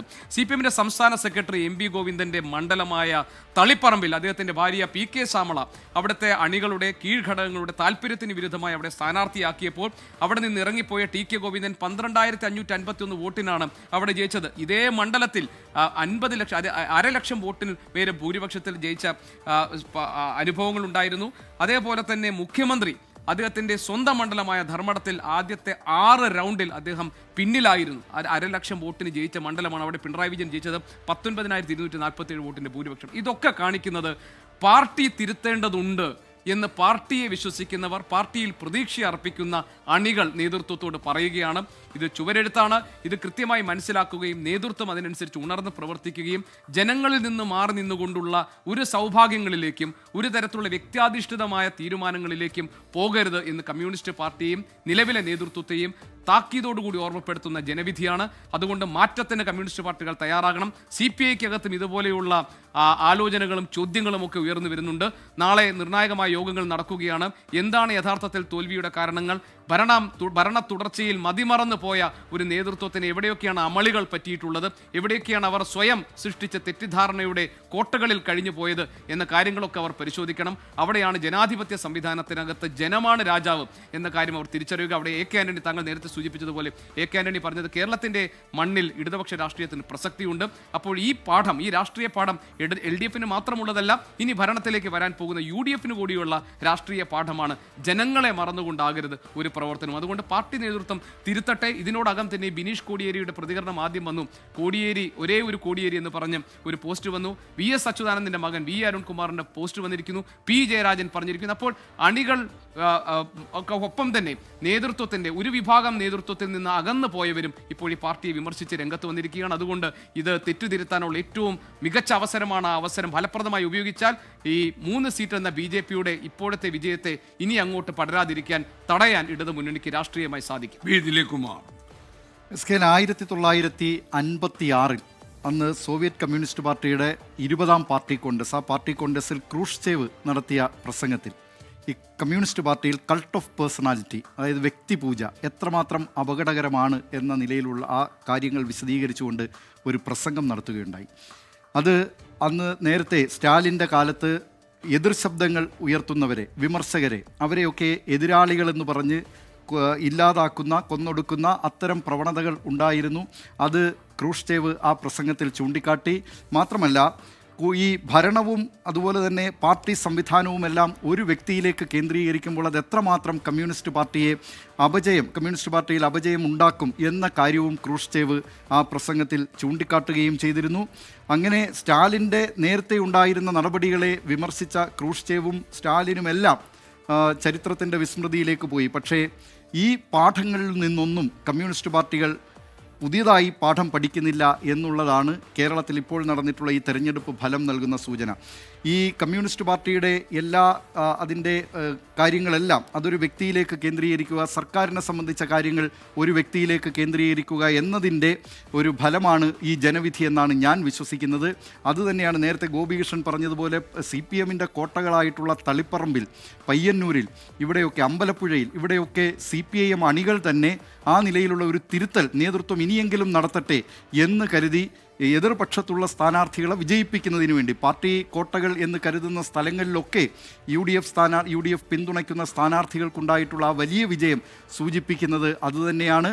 ഈ പിണറായി വിജയൻ്റെ ഭരണകാലത്ത് പല നടപടികളും CPIM പ്രവർത്തകർക്ക് അതൃപ്തി ഉണ്ടായിട്ടുള്ള കാര്യങ്ങൾ പോലെയുണ്ട്, നേതാക്കൾക്ക് അതൃപ്തി ഉണ്ടായിട്ടുള്ള കാര്യങ്ങളുണ്ട്. പക്ഷേ ആരും ഈ സംസ്ഥാന കമ്മിറ്റിയിൽ ചെന്ന് അദ്ദേഹത്തിൻ്റെ നടപടികൾ തെറ്റാണ് എന്ന് പറയാൻ, അദ്ദേഹത്തിൻ്റെ മുഖത്ത് നോക്കിയത് ചൂണ്ടിക്കാണിക്കാൻ ധൈര്യമില്ലാത്ത കുറച്ച് നേതാക്കളെ, അത് നേരത്തെ തന്നെ, അത് സംസ്ഥാന സമ്മേളനമാണല്ലോ സംസ്ഥാന കമ്മിറ്റി അംഗങ്ങളെ തിരഞ്ഞെടുക്കുക, അത് CPIയെ സംബന്ധിച്ചുമുണ്ട്. സംസ്ഥാന കൗൺസിൽ അംഗങ്ങളെ തിരഞ്ഞെടുക്കുന്ന ഘട്ടത്തിലുമൊക്കെ ബിനോയ് വിശ്വത്തിൻ്റെ ഇടപെടൽ ഉണ്ടായിട്ടുണ്ട് എന്ന് വിശ്വസിക്കുന്ന ഒരാളാണ് ഞാൻ. കാരണം അവിടെയും CPIയെ സംബന്ധിച്ചും വിമർശകരായിട്ടുള്ള ആളുകളെ അവരെ ഒഴിവാക്കുക, പകരം സ്തുതിപാഠകരെ കൊണ്ട് മാത്രം ഈ ഘടകങ്ങളൊക്കെ നിറയ്ക്കുക എന്നതിൻ്റെ കൂടി ഒരു അത്തരം നടപടികൾക്കെതിരായിട്ടുള്ള ഒരു വിധിയെഴുത്തു കൂടിയാണ്. അത് പാർട്ടി പ്രവർത്തകരോ നേതാക്കളോ ഒക്കെ ആ നടപടികൾ അംഗീകരിച്ചോട്ടെ, പക്ഷേ അതിനപ്പുറത്ത് ജനങ്ങളുണ്ട് എന്നത് കാണാതിരിക്കരുത്. അതുകൊണ്ടൊക്കെ തന്നെയാണ് കടമ്മനിട്ട് എഴുതിയിട്ടുള്ള ആ കവിത ഒരിക്കൽ കൂടി കണ്ണൂർ കോട്ട എന്ന കവിത ചൊല്ലുവാൻ ആഗ്രഹമുള്ളത്. അതായത് അതെ അദ്ദേഹത്തിൻ്റെ FB പോസ്റ്റ് ഉണ്ടായിരുന്നു അല്ലേ? അതെ എല്ലാ കോട്ടകൊത്തളങ്ങളും പുരാവസ്തുവാകും, എല്ലാ പീരങ്കികളും നിശബ്ദമായി തുരുമ്പിക്കും, എല്ലാ സുൽത്താൻമാരും വെളിച്ചം കടക്കാത്ത ഗുഹയിലൂടെ ഒളിച്ചോടും, ഉറക്കച്ചടവില്ലാത്ത എൻ്റെ കുട്ടികൾ ഇവയെല്ലാം കൗതുകപൂർവ്വം നോക്കിക്കാണും എന്നാണ്. അത് എല്ലാ സുൽത്താൻമാർക്കും എല്ലാ കോട്ടകൊത്തളങ്ങൾക്കും ബാധകമാണ് എന്നത് ഓർക്കുക. ഞാൻ ജീവിക്കുന്ന നമ്മൾ ജീവിക്കുന്ന നാടിനെ പറ്റി അഭിമാനം തോന്നി ഒന്നുകൊണ്ട് അവരോട് പറയാൻ വേണ്ടിയായിരുന്നു. അതായത് നമ്മളിപ്പോൾ ഇവിടെ സ്ഥാനാർത്ഥികൾ നിർണ്ണയിക്കുമ്പോൾ ജാതി മത ഘടകങ്ങൾ പരിഗണന ആവാറുണ്ടെന്ന് പറയാറുള്ളൂ. എറണാകുളത്തേക്ക് ഷിയാസ് വന്നു, സഭ പറഞ്ഞ് ഇവിടെ സ്ഥാനാർത്ഥിയൊക്കെ നിർത്തരുതെന്ന് പറഞ്ഞു, ഇവിടെ നിർത്തി, ഒന്നും സംഭവിച്ചില്ല, ഷിയാസ് ജയിച്ചു. തവനൂരിലെ KS ജോയ് പോയി. KS ജോയിയുടെ VS ജോയുടെ മതത്തിൽപ്പെട്ട ആളുകൾ തവനൂർ മണ്ഡലത്തിൽ 1.98%. ബാക്കി അവിടെ മുസ്ലിങ്ങളും ഹൈന്ദവരുമാണ്. വലിയ ഭൂരിപക്ഷത്തിൽ അവിടെ ജോയി ജയിച്ചു. ഇവിടെ തൃശ്ശൂരിൽ രാജമ്പല്ലം വരുമ്പോൾ അവിടുത്തെ നായർ പ്രമാണം പറഞ്ഞ് ഇങ്ങോട്ട് രാജമ്പല്ലം വരുമെന്ന് പറഞ്ഞു, ഒന്നും സംഭവിച്ചില്ല, അവിടെ നിർത്തി വലിയ ഒരു ജയിച്ചു. എന്ന് പറഞ്ഞാൽ ഈ പറഞ്ഞ ജാതി മത പരിഗണനകൾക്ക് അപ്പുറം ജനത്തിൻ്റെ വോട്ട് പൊളിറ്റിക്കൽ വോട്ടാണ് എന്ന ഒരു ഘടകം ഒന്ന്. രണ്ടാമത്തെ കാര്യം, ഇത്ര വലിയ ട്രെൻഡ് ഉണ്ടായല്ലോ. അവിടെ കോന്നിയിൽ KU ജനീഷ് കുമാർ ജയിച്ചു. എന്തുകൊണ്ടാണ്? KU ജനീഷ് കുമാർ ജനത്തിനൊപ്പം അത്രയും നിസ്വാർത്ഥമായ നേതാവാണ്. അവിടെ ശിവകുമാർ ഈ ട്രെൻഡിൽ ജയിക്കേണ്ട ആളാണല്ലോ, ജയിച്ചില്ല. അവിടെ ജയിച്ച സ്റ്റീഫനാണ്. സ്റ്റീഫൻ ഒരു പാമ്പ് പിടിച്ചവൻ, പാർട്ടി ഓഫീസിൽ കിടന്നുകൊണ്ട് സാധാരണക്കാർക്കൊപ്പം നിന്ന ഒരാൾ. ബേപ്പൂർ റിയാസിനെ ജയിപ്പിച്ചു, അൻവറിനെ തോപ്പിച്ചു.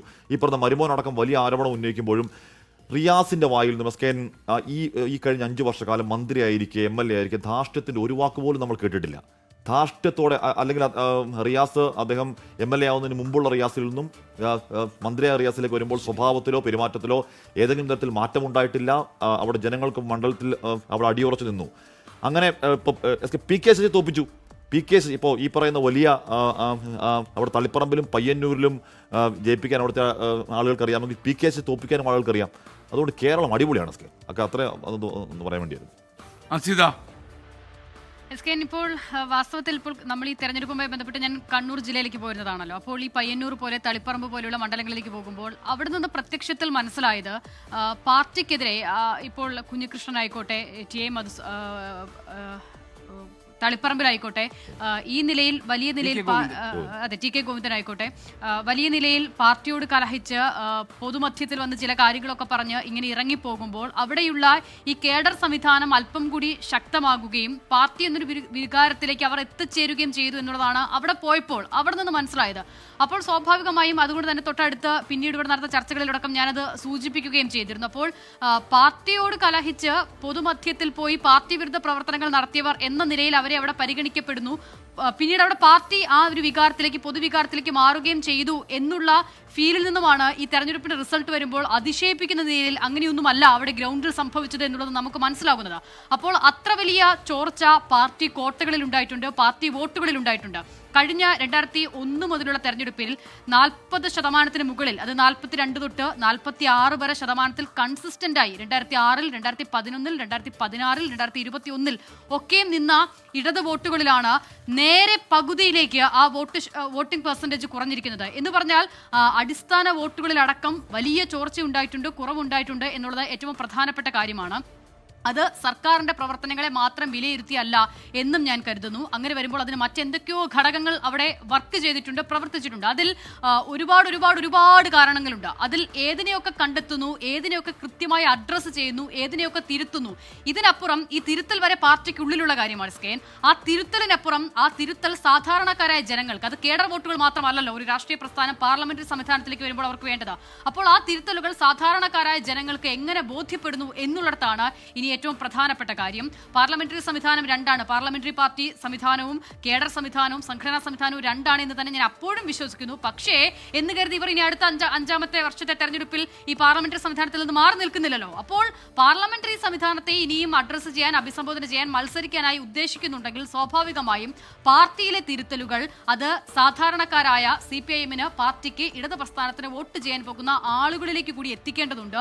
അതൊരു വലിയ ഉത്തരവാദിത്തമാണ്. ഒരുപാടിടങ്ങളിൽ വീഴ്ച പറ്റിയെന്ന് ഇതിനോടകം തന്നെ ഈ ദിവസങ്ങളിൽ തന്നെ ബോധ്യപ്പെട്ട സ്ഥിതിക്ക് ഇനി അതിനെ എങ്ങനെ അഡ്രസ്സ് ചെയ്യുന്നുണ്ട്, എങ്ങനെ തിരുത്തുന്നുണ്ട് എന്നുള്ളതാണ് ഏറ്റവും പ്രധാനപ്പെട്ട കാര്യം. സംസ്ഥാനത്ത് ഏറ്റവും മികച്ച പ്രകടനം നടത്തിയതിന്റെ ആവേശത്തിലാണ് കേരളത്തിൽ BJP നേതൃത്വം. 3 മിന്നും ജയം സംസ്ഥാന അധ്യക്ഷൻ രാജീവ് ചന്ദ്രശേഖരനെ കൂടുതൽ കരുത്തനാക്കും. 6 മണ്ഡലങ്ങളിൽ 2ാം സ്ഥാനത്തെത്തിയതും BJPയുടെ ആത്മവിശ്വാസം ഇരട്ടിയാക്കുകയാണ്.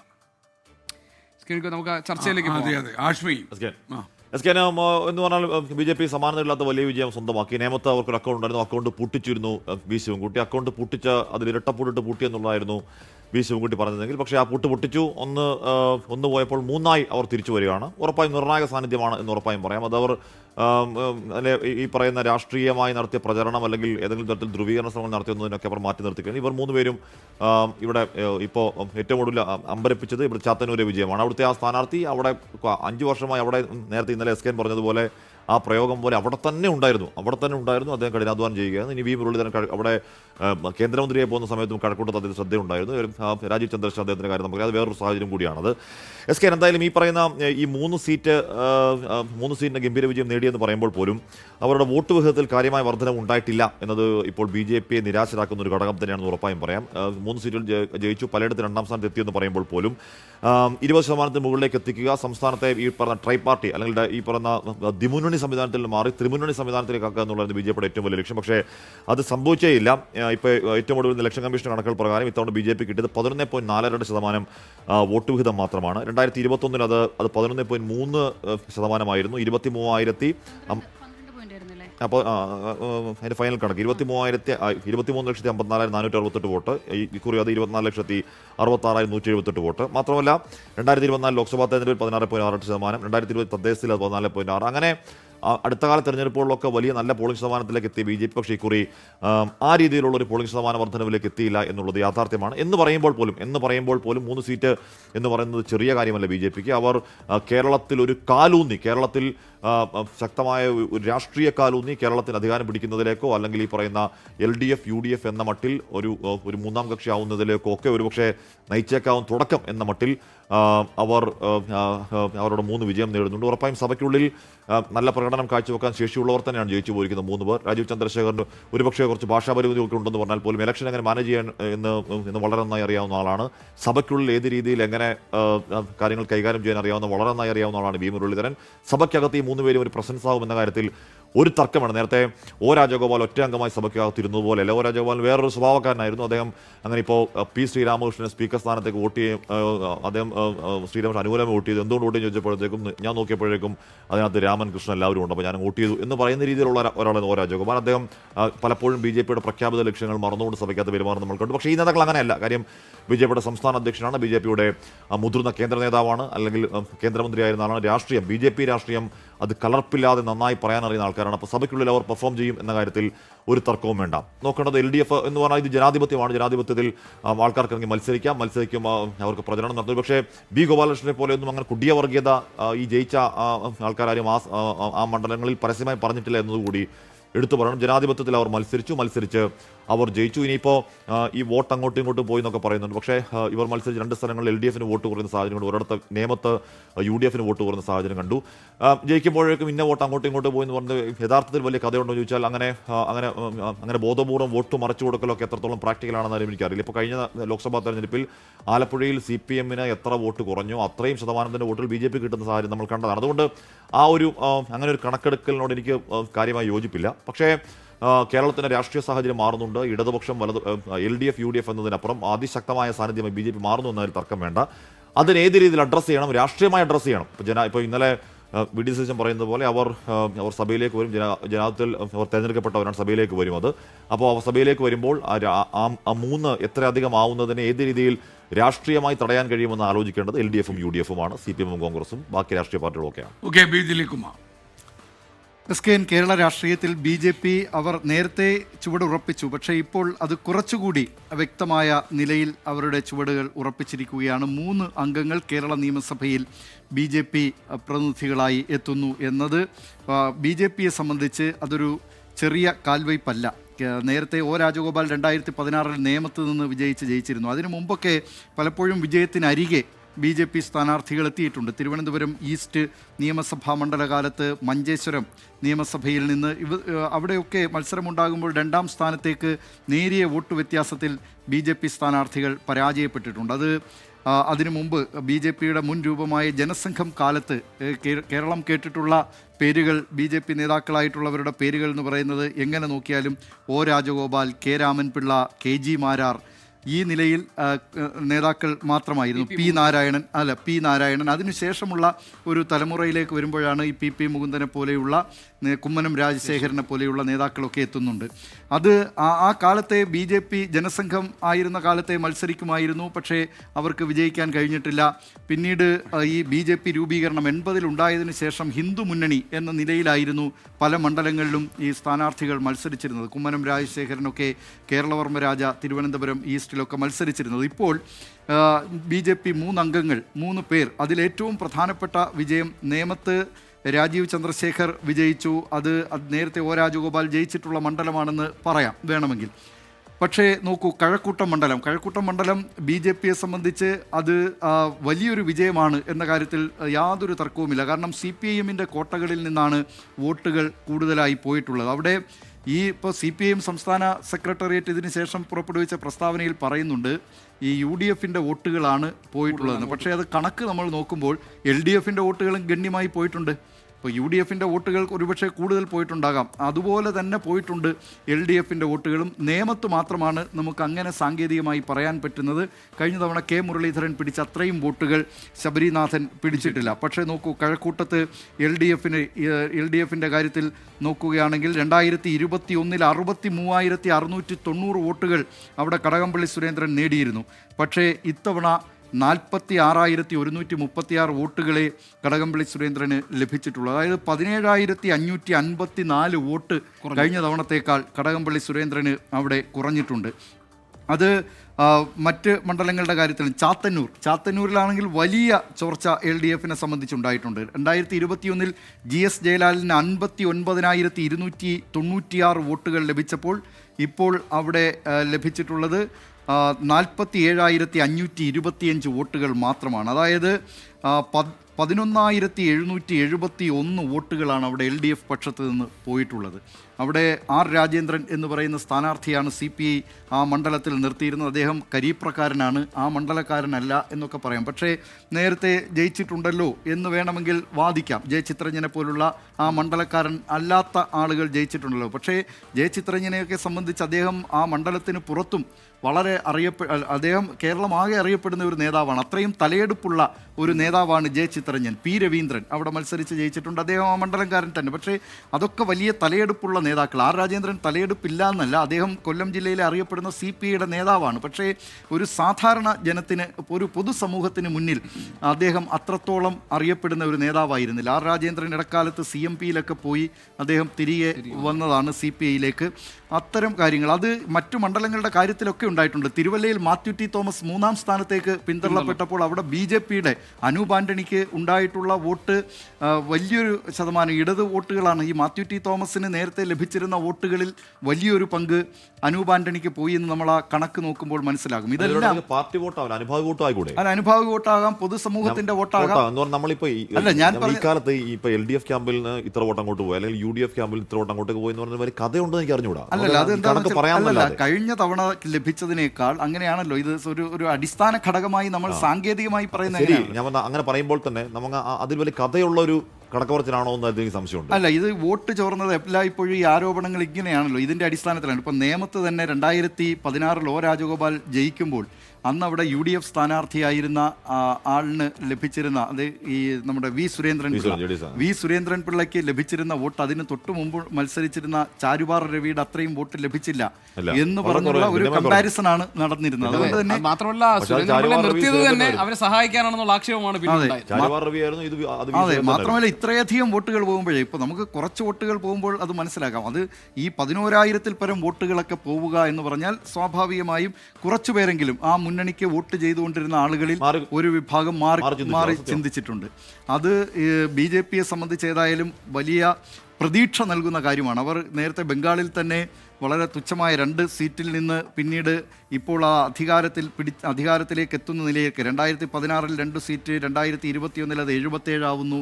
ഇപ്പോൾ അവിടെ അധികാരത്തിലേക്ക് എത്തുന്ന തരത്തിലേക്ക് മാറുന്നു. അങ്ങനെ ഒരു മാജിക്ക് വരും കാലത്ത് കൊണ്ടുവരാം എന്നാണ് BJP നേതാക്കൾ കേരളത്തെ സംബന്ധിച്ച് പ്രതീക്ഷ പുലർത്തുന്നത്. എനിക്ക് അതിനോട് വിയോജിപ്പുള്ള ഒരു ഭാഗമുണ്ട്, ഞാൻ പറയാം. SK, ഞാനിതിനെ കാണുന്നത് ഇപ്പോൾ BJP നയിക്കുന്ന സംഘപരിവാർ അവർ മുന്നോട്ട് വയ്ക്കുന്നത് തന്നെ വർഗീയ രാഷ്ട്രീയമാണ്. പക്ഷേ ആ വർഗീയതയെ എത്ര കണ്ട് മധുരമായി പൊതിഞ്ഞ് ജനങ്ങൾക്ക് മുന്നിൽ വെക്കാൻ കഴിയുന്നു എന്നുള്ളിടത്താണ് BJPക്ക് കേരളം പോലൊരു സംസ്ഥാനത്ത് എങ്ങനെ ഗ്രാജുവൽ ഗ്രോത്ത് ഉണ്ടാകുന്നു എന്നതിനെ നമ്മൾ കാണേണ്ടത്. ഇതിനെ രണ്ടായി നിർത്തി കാണാൻ കഴിയില്ല. ഇത്തവണ BJP നല്ല നിലയിൽ പെർഫോം ചെയ്തു എന്ന് പറയുമ്പോൾ പക്ഷേ അവരുടെ വോട്ടിംഗ് പെർസെൻറ്റേജിൽ ആ നിലയിലുള്ള വർധനവില്ല. കഴിഞ്ഞ തെരഞ്ഞെടുപ്പിൽ 2021-ൽ 2016-നെ അപേക്ഷിച്ച് അത് കുറയുന്നുണ്ട്. ഈ തെരഞ്ഞെടുപ്പിലേക്ക് വരുമ്പോഴും അത് കുറയുകയാണ് ചെയ്യുന്നത്, അല്ലെങ്കിൽ ഏതാണ്ട് ആ കണക്കിൽ ഒപ്പിച്ചു നിൽക്കുകയാണ് ചെയ്യുന്നത്. പക്ഷെ അങ്ങനെ വരുമ്പോഴും അവർക്ക് 3 സീറ്റുകൾ നേടാനാകുന്നു. അതായത് ഇപ്പോൾ രാജീവ് ചന്ദ്രശേഖരനെ പോലെ ഒരാൾ BJPയുടെ സംസ്ഥാന അധ്യക്ഷനായി വരുന്നത് മുതലുള്ള ആ ചേഞ്ച് പരിശോധിച്ചാൽ നമുക്കത് മനസ്സിലാകും.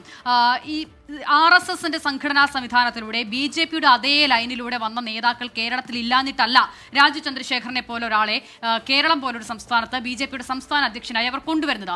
അതിൽ തന്നെ വലിയ ആ സമയത്ത് വലിയ അഭിപ്രായ വ്യത്യാസങ്ങളൊക്കെ അവർക്കുള്ളിൽ തന്നെ ഉണ്ടാകുകയും ചെയ്തിട്ടുണ്ട്. അപ്പോൾ രാജീവ് ചന്ദ്രശേഖരനെ അവതരിപ്പിച്ച സമയം മുതൽ തന്നെ ഈ വർഗീയ രാഷ്ട്രീയത്തെ കവർ ചെയ്യാൻ കഴിയുന്ന നിലയിൽ ഒരു എലൈറ്റ് പൊളിറ്റിക്സ് മുന്നോട്ട് വെക്കുക എന്നുള്ളതായിരുന്നു BJPയുടെ അവർ കേരളത്തിൽ ആ സമയം മുതൽ പ്രവർത്തിപ്പിച്ചുകൊണ്ടേയിരുന്ന തന്ത്രം. അതിനുശേഷം രാജീവ് ചന്ദ്രശേഖരന്റെ ഓരോ പ്രസ്താവനയും പരിശോധിച്ച് നോക്കൂ. രാജീവ് ചന്ദ്രശേഖർ കാര്യമായി ഈ ഭിന്നിപ്പിക്കുന്ന നിലയിലേക്കുള്ള പ്രസ്താവനകളിലേക്ക് പോകാതെ തെരഞ്ഞെടുപ്പിന്റെ സമയത്ത് പോലും നരേന്ദ്രമോദിയുടെ വികസനം എന്ന് ആവർത്തിച്ച് പറയുകയാണ്. നരേന്ദ്രമോദിയുടെ വികസനം എന്താണെന്നുള്ളത് ഉത്തരേന്ത്യൻ സംസ്ഥാനങ്ങൾ നോക്കിയാൽ നമുക്കറിയാം. പക്ഷെ അതവിടെ നിൽക്കട്ടെ. അപ്പോൾ പോലും ജനങ്ങളോട് രാജീവ് ചന്ദ്രശേഖരനെ പോലൊരു നേതാവ് ഇത് മാത്രമാണ് പറയാൻ ശ്രമിക്കുന്നത്. അതേസമയം ഈ BJPക്ക് ഈ നിലയിലുള്ള ഒരു വലിയ ഗ്രോത്ത് കേരളത്തിൽ ഉണ്ടായിട്ടുണ്ടെങ്കിൽ എന്തുകൊണ്ട് 3 സീറ്റുകൾ നേടാവുന്ന നിലയിലേക്ക് അവർ വരുമ്പോഴും B. ഗോപാലകൃഷ്ണൻ വിജയിക്കുന്നില്ല, K. സുരേന്ദ്രൻ വിജയിക്കുന്നില്ല, ശോഭാ സുരേന്ദ്രൻ വിജയിക്കുന്നില്ല, അതുപോലെ തലപ്പൊക്കമുള്ള അവരുടെ നേതാക്കൾ വിജയിക്കുന്നില്ല. അപ്പോൾ അതിനപ്പുറം BJPക്ക് ഇവിടെ ഗ്രോത്ത് ഉണ്ടായി എന്നതിനപ്പുറം BJP മുന്നോട്ട് വയ്ക്കുന്ന എലൈറ്റ് ക്ലാസ് പൊളിറ്റിക്സ്, അതായത് ഈ വർഗീയ രാഷ്ട്രീയത്തെ അവർ ഈ മധുരമായ ഒരു സംഗതിയിൽ പൊതിഞ്ഞ് അവതരിപ്പിച്ച എലൈറ്റ് ക്ലാസ് പൊളിറ്റിക്സിന് അല്പം കൂടി സ്വീകാര്യത കിട്ടി എന്നുള്ളത് തന്നെയാണ് കാര്യം. ഇനി തിരുവനന്തപുരത്ത് കോർപ്പറേഷൻ ഭരണം BJP പിടിക്കുന്നതിലേക്ക് പോകുമ്പോൾ അവിടെ ആരെയാണ് അവിടെ മുഖമായി നിർത്തിയത്? അത് ശ്രീലേഖ IPS എന്ന് പറയുന്ന ഈ BJPയുടെയോ RSSന്റെയോ ആ നിലയിൽ പരുവപ്പെടലുകൾ വന്നിട്ടില്ലാത്ത ഫേസ് അല്ലാത്തൊരു നേതാവിനെയാണ്. അതിലൂടെയാണ് അവർ ആ കോർപ്പറേഷനിലേക്ക് അങ്ങനെ വരുന്നത്. അതിനുശേഷമാണ് VV രാജേഷിനെ പോലെ ഒരാളെ ആ നേതൃസ്ഥാനത്തേക്ക് കൊണ്ടുവരുന്നത്. രാജു ചന്ദ്രശേഖറിലൂടെ BJP ശ്രമിച്ചുകൊണ്ടിരുന്നതും അത് തന്നെയാണ്. രാജു ചന്ദ്രശേഖർ ആയിക്കോട്ടെ, V മുരളീധരൻ ആയിക്കോട്ടെ, ഇപ്പോൾ ഹാഷ്മി പറഞ്ഞ നിലയിൽ തന്നെ അവർ മുന്നോട്ട് വയ്ക്കുന്ന ഐഡിയോളജി അതായിരിക്കുമ്പോൾ പോലും അതിനെ എങ്ങനെ ജനങ്ങൾക്ക് മുന്നിൽ അവതരിപ്പിക്കണമെന്ന് നല്ല ബോധ്യമുള്ള ആളുകളാണ്. നോക്കൂ, ഈ കേരളത്തിനോടൊപ്പം തെരഞ്ഞെടുപ്പ് നടന്ന പശ്ചിമ ബംഗാളിൽ അവിടെ മുഖ്യമന്ത്രി സ്ഥാനത്തേക്ക് തന്നെ പരിഗണിക്കപ്പെടുന്ന ഒരു നേതാവ് തെരഞ്ഞെടുപ്പിന് പിന്നാലെ, അദ്ദേഹം തെരഞ്ഞെടുപ്പിന് മുൻപും പല സാഹചര്യത്തിലും ഇതേ നിലയിലുള്ള ന്യൂനപക്ഷ വിരുദ്ധമായ പ്രസ്താവനകൾ, വർഗീയ പരാമർശങ്ങളൊക്കെ ആവർത്തിക്കുന്ന നേതാവാണ്. അതിനുശേഷവും പറയുന്നത് എന്താണ്? ഞാൻ മുസ്ലിങ്ങൾക്ക് വേണ്ടി അല്ലാതെ ഹിന്ദുക്കൾക്ക് വേണ്ടി മാത്രം പ്രവർത്തിക്കുമെന്നുള്ളതാണ് പറയുന്നത്. അപ്പോൾ ഇതാണ് BJPയുടെ അടിസ്ഥാന ലൈൻ. അതിൽ ഒരു നിലയിലും ഒരു കാലത്തും അവർക്ക് മാറ്റം വരുത്താൻ സാധിക്കില്ല.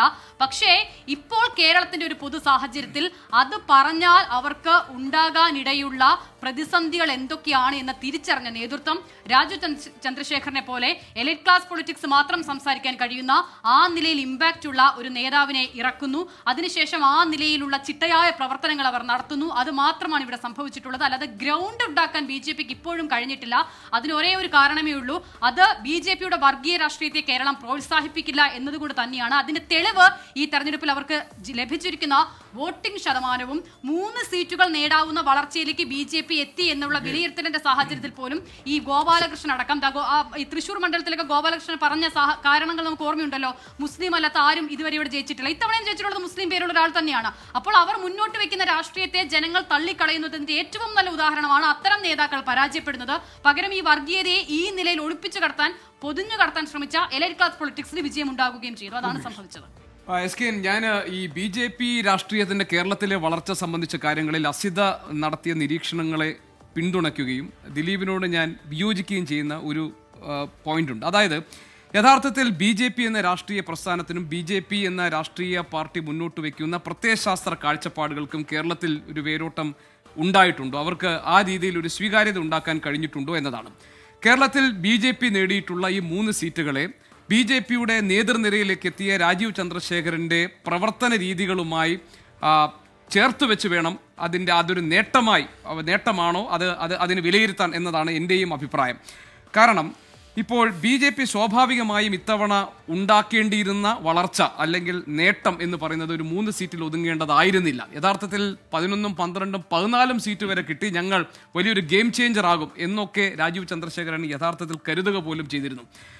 2024 2025 BJP അവരുടെ മുന്നേറ്റം കേരളത്തിൽ ഉണ്ടാക്കാൻ കഴിഞ്ഞു എന്ന് വിലയിരുത്തപ്പെടുന്ന 2 വർഷങ്ങൾ. അതിലൊന്ന് 2024 ലോക്സഭാ തെരഞ്ഞെടുപ്പിൽ സുരേഷ് ഗോപിക്ക് തൃശ്ശൂരിൽ നിന്ന് ജയിക്കാൻ കഴിഞ്ഞത്. അതായത് ആദ്യമായി കേരളത്തിൽ നിന്ന് ലോക്സഭയിലേക്ക് ഒരു അംഗത്തെ അവർക്ക് BJPയുടെ ലേബലിൽ അയക്കാൻ കഴിഞ്ഞു എന്നാണ്. രണ്ടാമത്തെ ഇത് 2025 തദ്ദേശ തെരഞ്ഞെടുപ്പിൽ തിരുവനന്തപുരം കോർപ്പറേഷനിലും പാലക്കാടും തൃപ്പൂണിത്തുറ മുനിസിപ്പാലിറ്റികളിലും ഒക്കെ ഉണ്ടാക്കാൻ കഴിഞ്ഞിട്ടുള്ള മുന്നേറ്റമാണ്. ഇതിൽ തൃശ്ശൂർ സ്വാഭാവികമായിട്ടും സുരേഷ് ഗോപി അവിടെ ലോക്സഭാംഗമാകുമ്പോൾ BJP മുന്നേറ്റം നടത്തിയ നിയമസഭാ മണ്ഡലങ്ങളുണ്ട്. അപ്പം മണലൂർ, തൃശ്ശൂർ, ഒല്ലൂർ, നാട്ടിക, ഇരിങ്ങാലക്കുട, പുതുക്കാട് പോലെയുള്ള മണ്ഡലങ്ങൾ. ഈ മണ്ഡലങ്ങളിൽ ഒന്നും, അല്ലെങ്കിൽ 2024 11 മണ്ഡലങ്ങളിൽ BJPക്ക് വലിയ മുന്നേറ്റം ഉണ്ടാക്കാൻ കഴിഞ്ഞപ്പോൾ അവിടെ ഒന്നും ഈ നിയമസഭാ തെരഞ്ഞെടുപ്പിൽ ഒരു സീറ്റ് ഉണ്ടാക്കാൻ BJPക്ക് കഴിഞ്ഞിട്ടില്ല. അവർ പ്രതീക്ഷിക്കാത്ത അല്ലെങ്കിൽ അവർ കരുതിയിരുന്നിട്ടില്ലാത്ത ഒരു 3 സ്ഥലങ്ങളിലാണ്. അതിലൊന്ന് നേമമാണ്, അതിലൊന്ന് കഴക്കൂട്ടമാണ്, അതിലൊന്ന് ചാത്തന്നൂരാണ്. ഇനി നേമത്തും കഴക്കൂട്ടത്ത് പോലും 2024 BJP നേടിയെടുത്ത വോട്ട് വിഹിതം അവർക്ക് ഇത്തവണ ഉണ്ടാക്കാൻ കഴിഞ്ഞിട്ടില്ല. ഒരു രാഷ്ട്രീയ പാർട്ടിയുടെ വളർച്ച എന്നത് കണക്കാക്കപ്പെടുന്നത് അവർക്ക് ലഭിക്കുന്ന വോട്ട് വിഹിതത്തിൻ്റെ അടിസ്ഥാനത്തിലാണ്, അല്ലാതെ അവർ നേടുന്ന സീറ്റിൻ്റെ അടിസ്ഥാനത്തിലല്ല എന്നാണ് എൻ്റെ കാഴ്ചപ്പാട്. സീറ്റ് എന്ന് പറയുന്നത് വിവിധ രാഷ്ട്രീയ സാഹചര്യങ്ങളും അതാത് സമയങ്ങളിലെ പലവിധ വിഷയങ്ങളുടെയും അടിസ്ഥാനത്തിൽ ലഭിക്കുകയോ ലഭിക്കാതിരിക്കുകയോ ചെയ്യുന്ന ഒന്നാണ്. അപ്പോൾ കേരളത്തിൽ BJPയുടെ രാഷ്ട്രീയ വളർച്ച അവർ മുന്നോട്ട് വയ്ക്കുന്ന പ്രത്യയശാസ്ത്രത്തിൻ്റെ സ്വീകാര്യതയുടെ ഭാഗമായി ലഭിക്കുന്നതല്ല. അത് രാജീവ് ചന്ദ്രശേഖർ നേരത്തെ അസിത സൂചിപ്പിച്ചതുപോലെ തന്നെ രാജീവ് ചന്ദ്രശേഖർ കൊണ്ടുവന്ന ഒരു എലീറ്റ് പൊളിറ്റിക്സ് എന്ന വേറൊരു തരത്തിലുള്ള പ്രവർത്തന രീതിക്ക് ഒരു വിഭാഗത്തിനിടയിൽ കിട്ടുന്ന സ്വീകാര്യതയുടെ കൂടി ഭാഗമായി അങ്ങനെ സ്വീകാര്യത ഒന്നും പോലീസ് അല്ല, എനിക്ക് അല്ല, എനിക്ക്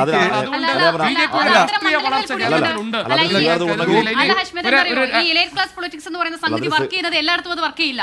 അല്ല, ഇപ്പോഴും രാജീവ് ചന്ദ്രശേഖരൻ പറഞ്ഞത് നരേന്ദ്രമോദി വികസനം വരും കേരളത്തിൽ ഒന്നാണ്. അതാണ് മാറ്റം.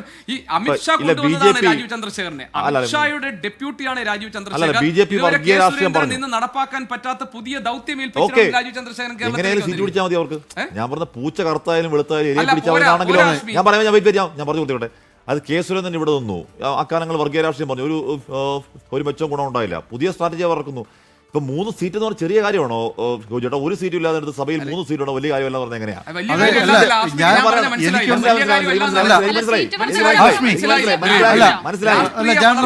രാഷ്ട്രീയ വളർച്ചയാണ്. 3 സീറ്റ് രാഷ്ട്രീയ വളർച്ചയാണ്. 3 സീറ്റ് ഇല്ല 3 സീറ്റ് രാഷ്ട്രീയ വളർച്ചയാണ്. ഒട്ടപ്പൂജ്യത്തിൽ നിന്ന് 3 സീറ്റിലേക്ക് വരുന്ന രാഷ്ട്രീയ വളർച്ചയാണ്. പറഞ്ഞതിനോടുള്ള എന്റെ വിയോജിപ്പ് BJP കേരളത്തിൽ വളരുന്നുണ്ട് എന്നതൊരു യാഥാർത്ഥ്യമാണ്. ആ യാഥാർത്ഥ്യം ആദ്യം അംഗീകരിക്കുക. എന്നാൽ ഇത് ഓരോ തെരഞ്ഞെടുപ്പിനും വ്യത്യസ്തമായിരിക്കും. ഇപ്പോൾ തൃശ്ശൂരിൽ എന്തുകൊണ്ടാണ് തൃശ്ശൂരിലെ 6 നിയമസഭാ മണ്ഡലങ്ങളിൽ സുരേഷ് ഗോപി മത്സരിച്ചപ്പോൾ മുന്നിലായിരുന്നു? അതെന്തുകൊണ്ടാണ്? സുരേഷ് ഗോപി എന്ന ഒരു വ്യക്തിയോടുള്ള അല്ലെങ്കിൽ ഒരു താരത്തോടുള്ള ഒരു പക്ഷേ അദ്ദേഹം നടത്തിയിട്ടുള്ള ആ മണ്ഡലത്തിന് വേണ്ടി എന്ന് പറഞ്ഞാൽ അവിടെ നിന്ന് തന്നെ ആ മണ്ഡലത്തിൽ വിജയിക്കണം എന്ന ഇച്ഛാശക്തിയോടുകൂടി പ്രവർത്തിച്ചതുകൊണ്ടൊക്കെയുള്ള ചില പിന്തുണകളായിരിക്കാം, അല്ലെങ്കിൽ ആ വോട്ടുകളായിരിക്കാം അദ്ദേഹത്തിന് ലഭിച്ചത്. അതിനപ്പുറത്തേക്ക് നോക്കൂ, ഇത് ഇപ്പോൾ നിയമം, ചാത്തന്നൂർ, കഴക്കൂട്ടം, ഈ 3 മണ്ഡലങ്ങളും 2021 BJP രണ്ടാമതെത്തിയ മണ്ഡലങ്ങളാണ്. ആ മണ്ഡലങ്ങളിലാണ് ഇപ്പോൾ അവർ വിജയിച്ചിരിക്കുന്നത്. അപ്പോൾ BJP കേരളത്തിൽ അത് വളരുന്നു എന്നത് മാത്രമല്ല, അവർക്ക് ഇപ്പോൾ നമ്മൾ ഈ പറയുന്നത് പോലെ കേരളം അങ്ങനെ ഒരു വർഗീയ വിഷം പുരട്ടി അവിടെ ഇങ്ങനെ വെച്ചിരിക്കുന്നു, അതുകൊണ്ട് അതിലൊന്നും കേരളീയർ കൊത്തില്ല എന്നൊന്നുമല്ല. കാരണം നേരത്തെ അവർ നിയമം മാത്രമായിരുന്നു അവരുടെ ഒരു പ്രധാനപ്പെട്ട മണ്ഡലമായി കണക്കാക്കിയിരുന്നത്. അവിടെ നിന്നാണ് ഈ മറ്റു മണ്ഡലങ്ങളിലേക്ക് കൂടി, നിയമവും മഞ്ചേശ്വരവുമായിരുന്നു. അവിടെ നിന്ന് ഇപ്പോൾ നിയമസഭയിലേക്ക് മത്സരിച്ചാൽ ജയിക്കാൻ കഴിയും. ഇപ്പോൾ ചാത്തന്നൂർ മണ്ഡലത്തിൻ്റെയൊക്കെ ഘടന SKN അറിയാമല്ലോ, കൊല്ലം ജില്ലക്കാരനായതുകൊണ്ട്. ആ മണ്ഡലത്തിൻ്റെയൊക്കെ ഘടന, സാമുദായിക സമവാക്യങ്ങൾ നോക്കൂ. അപ്പോൾ അവിടെയൊക്കെ വിജയിച്ച് കയറാൻ BJPക്ക് കഴിയും എന്നുണ്ടെങ്കിൽ അവരെ സംബന്ധിച്ച്, BJP പ്രവർത്തകരെ സംബന്ധിച്ച്, നേതാക്കളെ സംബന്ധിച്ച് കേരളത്തിൽ ഏത് മണ്ഡലത്തിലും വിജയിക്കാൻ കഴിയും. തദ്ദേശത്തിൽ BJP വലിയ നേട്ടം ഉണ്ടാക്കിയോ? ഇല്ല, ഉണ്ടാക്കില്ല. പക്ഷേ അവിടെ തലസ്ഥാന നഗരിയുടെ മേയർ സ്ഥാനം പിടിച്ചെടുത്തു എന്ന് പറഞ്ഞ ആൾക്ക് ആവശ്യം പകരുന്നതല്ലേ? ഇപ്പൊ BJPയെ രാഷ്ട്രീയമായി പ്രതിരോധിക്കണം LDFനും UDFനും ആഗ്രഹമുണ്ടെങ്കിൽ യഥാർത്ഥത്തിൽ BJPക്ക് വളർച്ചയില്ല എന്ന് കാലാകാലങ്ങൾ പറയുന്ന പോലെ കണ്ണടച്ചിരുട്ടാക്കാതെ BJPക്ക് വളർച്ചയുണ്ട് എന്ന് അംഗീകരിക്കലാണ്. കേരളത്തിന്റെ നിയമസഭയിൽ അവർ 3 സീറ്റുകൾ നേടി ഒരു സാന്നിധ്യമായി മാറിയെന്ന് അംഗീകരിക്കലാണ്. അതിനെ രാഷ്ട്രീയമായി പ്രതിരോധിക്കാൻ രാഷ്ട്രീയമായ വഴികൾ തേടലാണ്. അല്ലാതെ BJPനെയും ഇവിടെ വളർച്ച ഉണ്ടാക്കിയിട്ടില്ല എന്ന് കൈയും കെട്ടിയിരുന്ന കേരളം അങ്ങനെയാണ്. അത് രാഷ്ട്രീയ ദൗത്യമായി നമ്മുടെ ജോലി രാഷ്ട്രീയ ദൗത്യം ഏറ്റെടുക്കലല്ലോ. ഞാൻ പറഞ്ഞ എന്താണ്, കേരളത്തിൽ ഇപ്പോൾ ദിലീപ് പറഞ്ഞ പോലെ ചാത്തന്നൂരിൽ BJP ജയിച്ചതും നേമത്ത് BJP ജയിച്ചതും കഴക്കൂട്ടത്ത് BJP ജയിച്ചതെന്നും അവർക്ക് കിട്ടിയ പൊളിറ്റിക്കൽ വോട്ടല്ല എന്നാണ് ഞാൻ പറയുന്നത്. അത് പൊളിറ്റിക്കൽ വോട്ടല്ല. ഞാൻ പറയാം, കഴക്കൂട്ടത്തെ കടകംപള്ളി സുരേന്ദ്രൻ ശബരിമല അടക്കമുള്ള കാര്യങ്ങൾ അവിടെ ചർച്ചയായിട്ടുണ്ട്. നേമത്ത്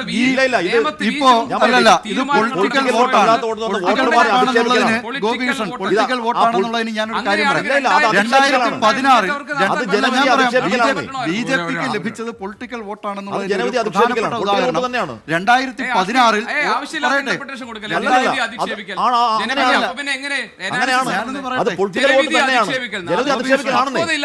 അത് ജനവിധി അധിക്ഷേപിക്കൽ തന്നെയാണ്. അത് പൊളിറ്റിക്കൽ വോട്ടാണ്. ആ വോട്ടർമാർ വോട്ട് ചെയ്താണ് ജയിച്ചത്. ആ വോട്ടർമാർ ആണ്.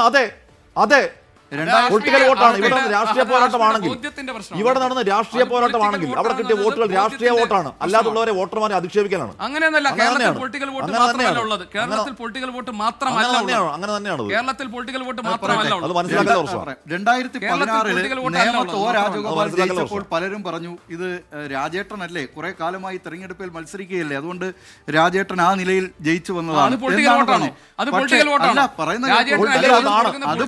വോട്ടാണെന്ന് രാഷ്ട്രീയ പോരാട്ടമാണെങ്കിൽ പലരും രാഷ്ട്രീയ പോരാട്ടമാണെങ്കിൽ ഈ രാജ്യം ചന്ദ്രശേഖരൻ മലയാളം പോലും പറഞ്ഞില്ല. പക്ഷേ അങ്ങനെയാണെങ്കിൽ ആ തവണത്തെ ആ സീറ്റ് പിന്നീട് അത് അതുപോലെ നിലനിർത്താൻ അവർക്ക് സാധിക്കേണ്ടേ? അല്ല, അവർ നല്ലൊരു മത്സരം നടത്തി. ഇപ്പോൾ അവരെ സംബന്ധിച്ച് ഇപ്പോൾ സുരേഷ് ഗോപി അടക്കം കേരളത്തിൽ നിന്നും ഇവിടെ ഞാൻ പറയുന്നത്, എനിക്ക് തോന്നുന്നു ഗോപിച്ചേട്ടൻ പറയാൻ ഉദ്ദേശിച്ചത് അത് തന്നെയാണ്. സുരേഷ് ഗോപി അടക്കം കേരളത്തിൽ നിന്നും BJPയുടെ ബാനറിൽ ജയിച്ചു പോയിട്ടുള്ള ആളുകളെ ഒന്ന് നോക്കൂ. അത് മാത്രം നോക്കി പറയൂ ഈ ലഭിച്ചിട്ടുള്ളത് പൊളിറ്റിക്കൽ അല്ല അത് ഇതാണ് കണ്ണട ചിരട്ടാക്കൽ എന്ന് പറയുന്നത്.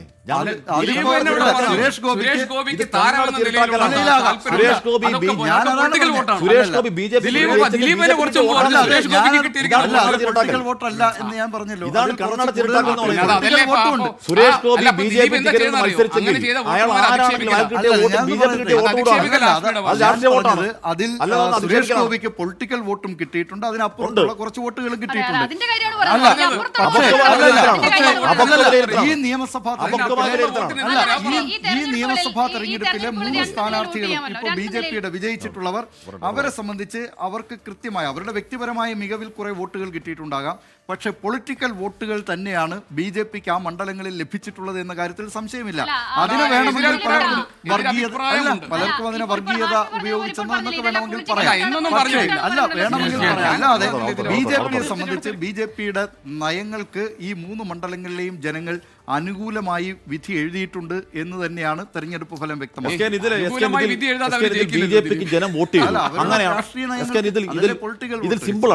സിമ്പിളാണ്. ഇതിൽ BJPക്ക് ജനം വോട്ട് ചെയ്തു. ജനത്തിന്റെ വോട്ട് അത്രയും കിട്ടിയോണ്ടാണ് ചാത്തന്നൂരിലും നേമത്തും കഴക്കൂട്ടുന്ന 3 അംഗങ്ങൾ സഭയിലിരിക്കുന്നത്. അത് മനസ്സിലാക്കിയാൽ അത് മനസ്സിലാക്കണം. അല്ലെങ്കിൽ വളർച്ചയില്ല, BJP ഒരു കാലത്ത് വളരുന്നില്ല, കേരളമാണ് എന്നൊക്കെ പറഞ്ഞുകൊണ്ടിരുന്നാൽ അങ്ങനെ ഇരിക്കാം. അത്രേ ഉള്ളൂ.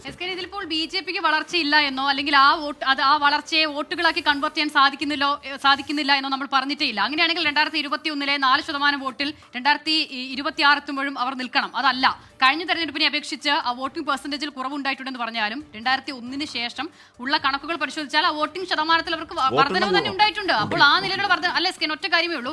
ഇവിടെ ഇപ്പോൾ എല്ലാം പൊളിറ്റിക്കൽ വോട്ടാണെന്ന് പറയുമ്പോൾ ഉള്ളൊരു പ്രശ്നം എന്ന് പറയുന്നത്, ഇപ്പോൾ കേരളത്തിൽ വോട്ട് ചെയ്യാൻ പോകുന്ന ആളുകളൊക്കെ 2 നിലയിലാണ് വോട്ട് ചെയ്യുന്നത്. ഒന്നിനി എന്തൊക്കെ സംഭവിച്ചാലും ശരി, ഏതെങ്കിലും ഒരു ആശയത്തിൽ മാത്രം വോട്ട് ചെയ്യുന്നവർ എന്ന് പറയുന്നത്, നമ്മൾ മുൻപ് CPM-ന്റെ കാര്യം പറഞ്ഞില്ലേ, 46% നിന്നും അതിന്റെ പകുതിയായി കുറയുമ്പോൾ അവിടെ കിട്ടിയിട്ടുള്ള ഇത്രയും വലിയ തരംഗം ഉണ്ടായില്ലേ, ഇത്ര വലിയ സർക്കാർ വിരുദ്ധ വികാരം എന്ന് പറയുന്നുണ്ടല്ലോ, പിണറായി വിരുദ്ധ വികാരം എന്ന് പറയുന്നുണ്ടല്ലോ, എന്നിട്ടും 25-26% ആ വോട്ടുകൾ നിൽക്കുന്നത് എന്തുകൊണ്ടാണ്? ആ പൊളിറ്റിക്കൽ പാർട്ടിക്ക്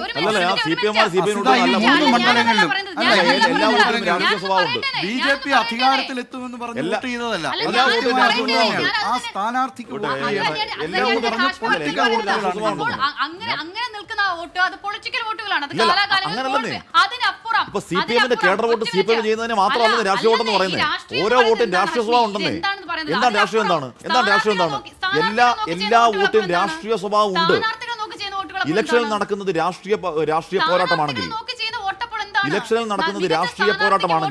അതിലെ സ്ഥാനാർത്ഥികൾ രാഷ്ട്രീയക്കാരാണെങ്കിൽ, അവർ രാഷ്ട്രീയ പാർട്ടി സ്ഥാനാർത്ഥികളാണെങ്കിൽ അതിൽ വീഴുന്ന ഓരോ തെരഞ്ഞെടുപ്പിലും രാഷ്ട്രീയ വോട്ടാണ്. അതിൽ രാഷ്ട്രീയ വോട്ടാണ്. LDF-ന്റെ വോട്ടൊക്കെ UDF-ന് പോയത് നമ്മൾ തന്നെ ഇവിടെ വിലയിരുത്തിയിട്ടുണ്ട്. BJP വലിയ എതിരാളികളാകുമ്പോൾ അവിടെ ജയിക്കാൻ സാധ്യതയുള്ള രണ്ടാമത്തെ ആൾക്ക് വോട്ട് അങ്ങോട്ട് കൊടുക്കുന്നത് എന്ത് പൊളിറ്റിക്കൽ വോട്ട് അത്?